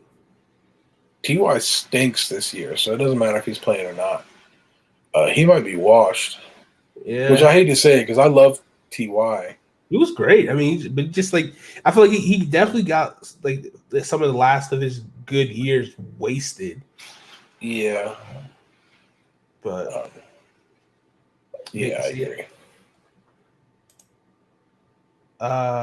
Let's see. Games that you hate to see. How about Dallas versus the Pittsburgh Steelers? This game was really concerning. Dallas was up, and they were up for a while. And I was like, what's going on, Pittsburgh? Like, what's going on? Garrett Gilbert, that's what's going on. And it made the right choice to get Nucci out there, the Nucci. Hopefully, Andy Dalton could come back for them guys this week. I don't know if he's going to clear protocol. Maybe be out for another week, possibly. Do they start Andy Dalton if he can play this week, or do they roll with? You got to go Andy Dalton. Andy Dalton gives you the best chance to win football. Does he though? I think so. You know what gives him the best chance of winning? Giving more carries to Tony Pollard and less to Ezekiel Elliott. Ezekiel Elliott looks slow, not explosive. Fumble-itis. They got to give Tony Pollard more run. Mix it up. Yeah. Mason Rudolph's possibly going to be starting for the Steelers next week, especially. That'll be tough. They might lean on the run game some more. So James Conner, only 9 carries for 22 yards this week. That's not going to get it done if Mason Rudolph is the quarterback next week. They need more from him. If anybody's looking for a trade, I'll give you Claypool for anything, possibly a tight end. Which also Dallas Goedert, I think, returned this week as well. He returned last week. I think he had like 5 catches, 50 yards. Was it last week? I thought this was his first week. But... I'm pretty sure he played last week. There's Eagles. Which I did. Well, I put a waiver in for Dallas Goedert and Austin Hooper, who is also new to returning back from injury as well. But Jalen Reagor and Dallas Goedert both returned last week, and then we're on a bye this week for the Eagles. Gotcha. He had 1 catch for 15 yards last week. But they're coming off a bye, so they might be getting Miles Sanders back. Boston Scott has played pretty well in relief of him, but Miles Sanders is a really good running back when he's healthy, and they could definitely use the boost. We'll see. Who do they play this week? That'll wait till Thursday for the preview show. They could be getting healthy just in time for making a playoff run. Yeah, because they're currently winning their division. Yep. Hate to see it. Let's see. Things that you hate to see. You hate to see Justin Herbert going down to the Las Vegas Raiders. That Raiders team is, one, don't give a fuck about COVID-19. Facts. Two, they're a tough football team. They love to play football. They're a bunch of grinders down there. They're a bunch of salt and pepper shakers. They They are. can grind. But they're just still a team. They're not going to win the division. They got to win over the Chiefs already. They kind of remind me of the Bears. Where, like, they're good, but I don't know how good they are. They're more the Titans. I put the Titans and the Bears in the same category. I don't think either of them. Bears are not good. I think Are the Raiders, though?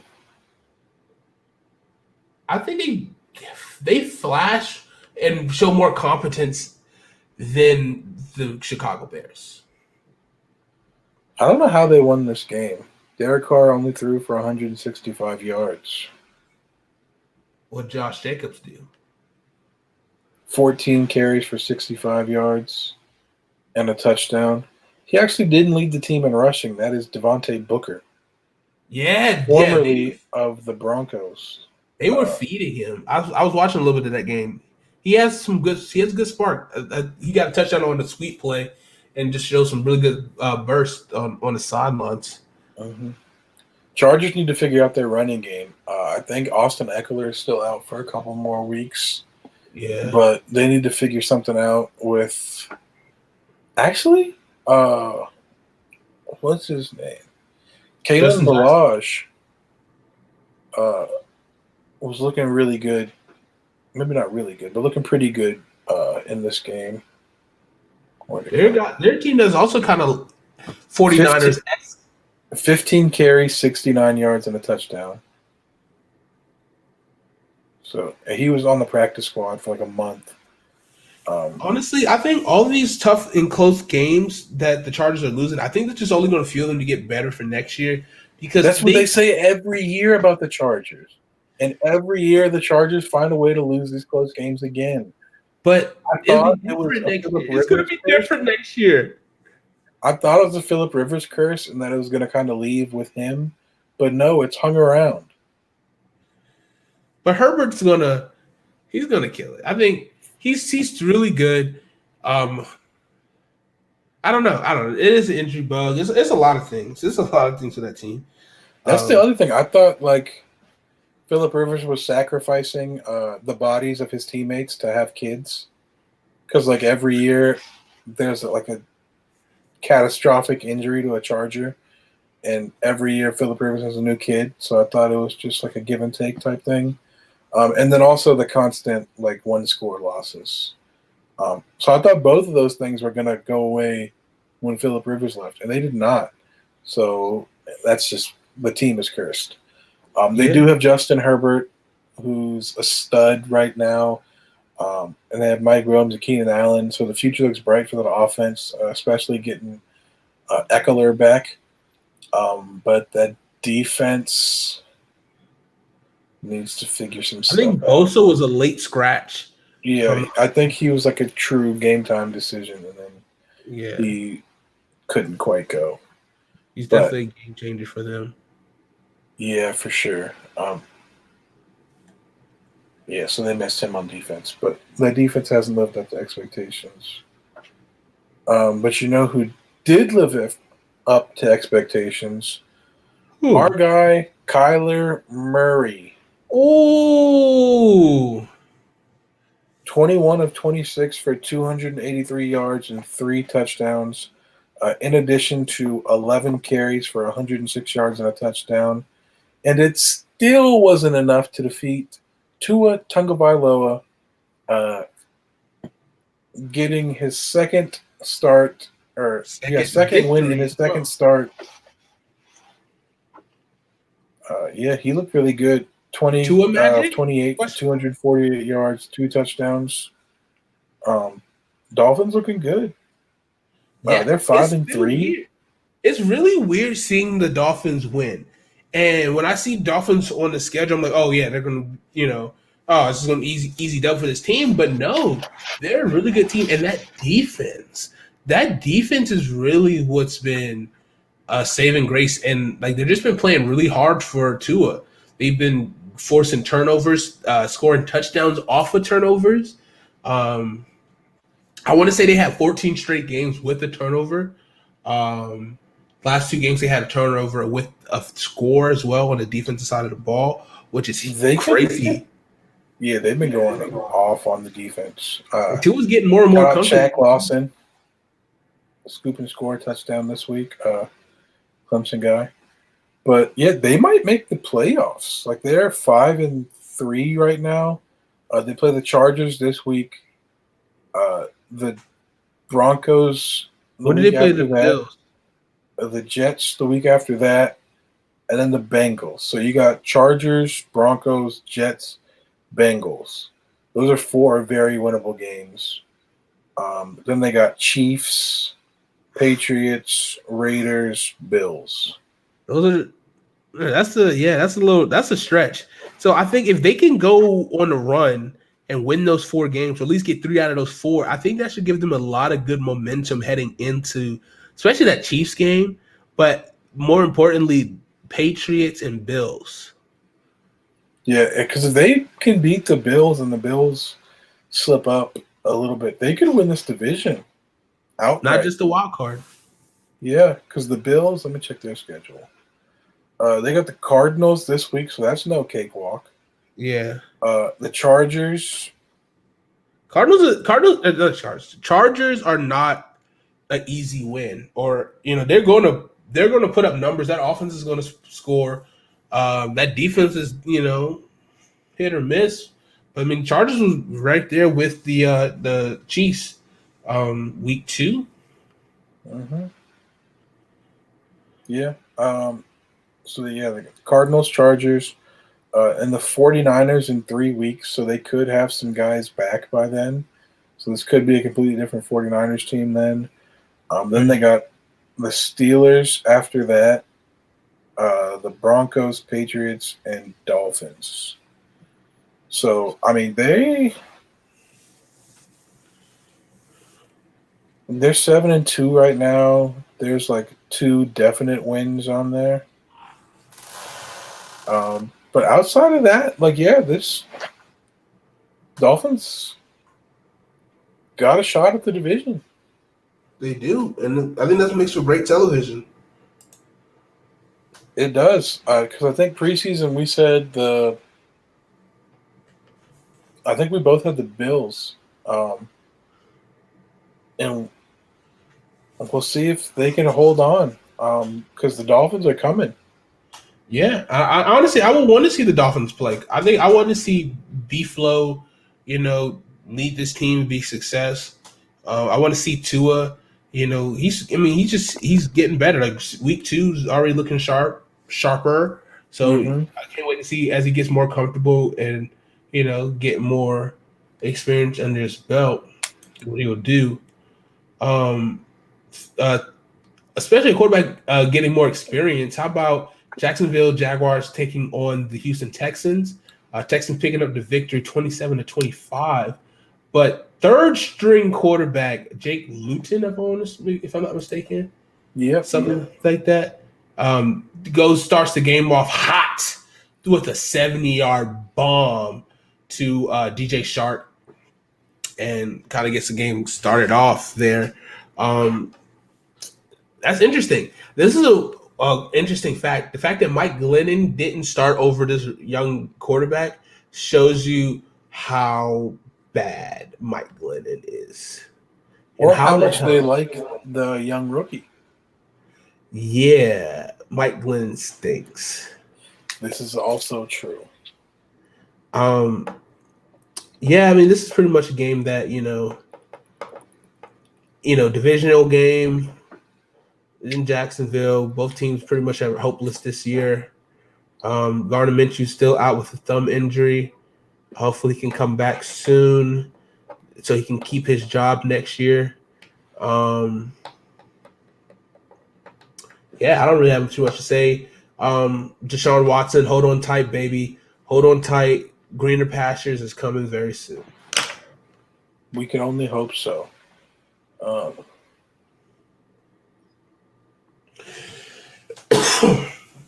Also, Speaking of greener pastures, the Jets looking like they're going to lock in the number 1 pick. So Trevor Lawrence still refuses to come out and say he's definitely going to enter the draft.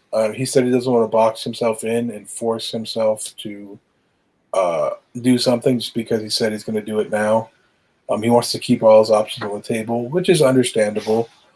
Also understandable that he doesn't want to play for the Jets. very understandable. So if he does return to school, we could be seeing Justin Fields to the Jets. But they're looking like they're going to lock up the number 1 pick regardless. They lose 30-27 to Cam Newton and the New England Patriots. Question. Freshman quarterback. Last name. How do you pronounce it for Clemson? Uwe Ungalele. Uli Ungalele. Do we see a Justin Fields? Actually, I think it's Lele. Lele. Ungalele. Do we see a Justin Fields situation if Trevor Lawrence comes back? He doesn't lose a year eligibility, but getting that taste of play time, and then maybe the fans want to see it. I mean, it's kind of hard for the fans to want to see him over Trevor Lawrence. Yeah, if Trevor Lawrence comes back, he probably transfers. And because this year is like a free year of eligibility, I don't know if he'll have to sit out a year to play somewhere else. He might just be able to transfer and immediately play. Everything you got. But yeah, so that is something to watch if Trevor Lawrence does indeed return to school. DJ Uyunglele, where he goes, because it probably won't be Clemson, which I would hate to see him go, but I understand he has to do what's best for him, and sitting for 2 years isn't what's best for him. Technically 1 year, but yeah, 2 physical years. Well, I mean, he's sitting this year, and if Trevor comes back next year, that would be 2 years. Well, this year don't count. I mean, it counts towards his eligibility to enter the draft. He's still 1 year removed from high school after this season. That's true. So then he only has to wait 2 more seasons. So if he sits 2 seasons behind Trevor Lawrence, then he only gets 1 season to show what he can do before he goes to the NFL. But I mean, he will still have 4 more years, 3 more years. Oh, he would have multiple years to stay. But why would you want to? When you can go get paid. You want to go get paid. That's true. You only need 1 year nowadays. And that's what I'm saying. Like there is a chance he could stay, but I wouldn't expect that. I would assume he probably wants to go somewhere he could play and start for 2 years and then enter the draft, which is the plan at Clemson right now. But if Trevor Lawrence comes back, that does change things up. But you know what would be interesting? Travis Etienne surprised a lot of people by coming back to Clemson this year as a senior. Yeah. But this year doesn't count. What if he comes back again next year? Dude, his numbers for the stats have to be, for like the most rushing yards at ACC, has to be like a huge ass. Oh no. If he comes back next year, he wouldn't be looking at ACC. He would be looking at best numbers all time. I think if Clemson doesn't win the Natty this year, which is a strong possibility, I don't know. That's a good chance. But I mean, at some point, you gotta go get that bag. You know what I mean? You gotta get the bag. Oh, I know. I'm not saying he should. I definitely don't think he should. But I thought he should have gone and got paid this year. But let me check with the rushing.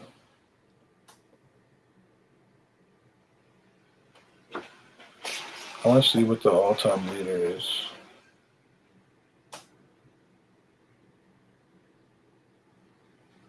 Oh, yeah, maybe he won't get the all-time.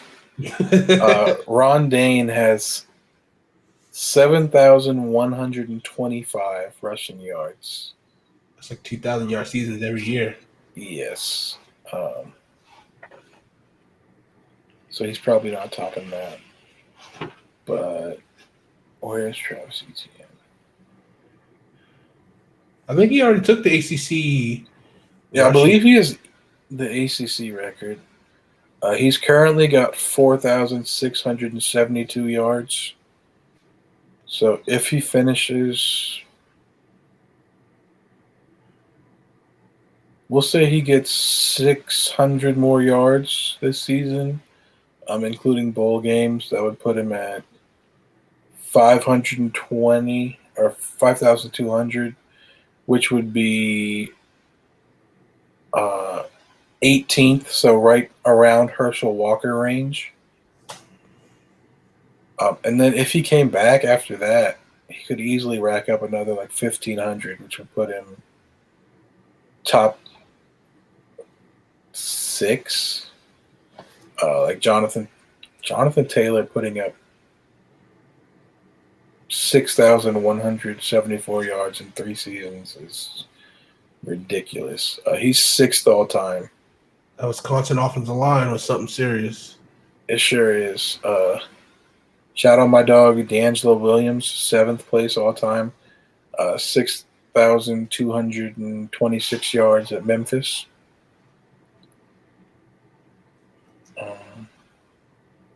Yeah, I wonder about all-purpose yards,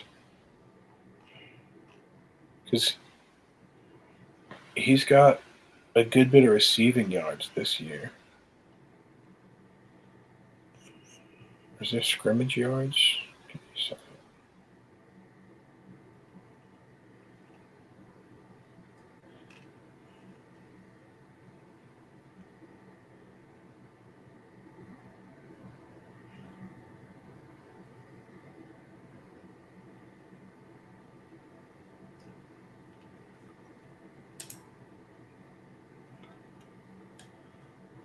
Did we miss any games? I don't think we did. Travis Etienne's already 24th all-time in scrimmage yards. And he's still got how many more games?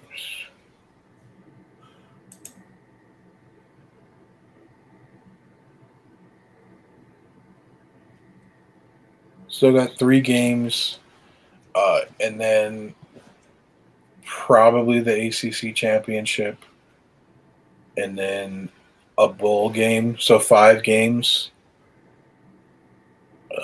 And he's currently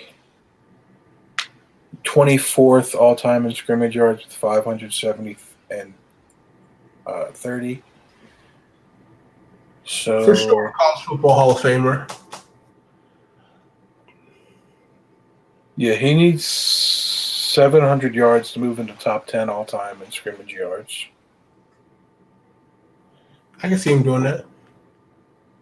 Yeah, that's not a lot. 700 yards in 5 games is like 130 a game. So rushing and receiving, that's very attainable for him. But we'll see what happens. Teams have been focusing on shutting him down with Trevor Lawrence out and trying to make DJ throw to beat them, which, I mean, he has been throwing pretty well, but obviously worked better for Notre Dame than it did for Boston College. But, yeah, that's just something I thought of. If he comes back next year, he could definitely get the scrimmage yard title. Record, yeah. That'd be really cool. Because he's only, what did I say, like 1,700 away right now.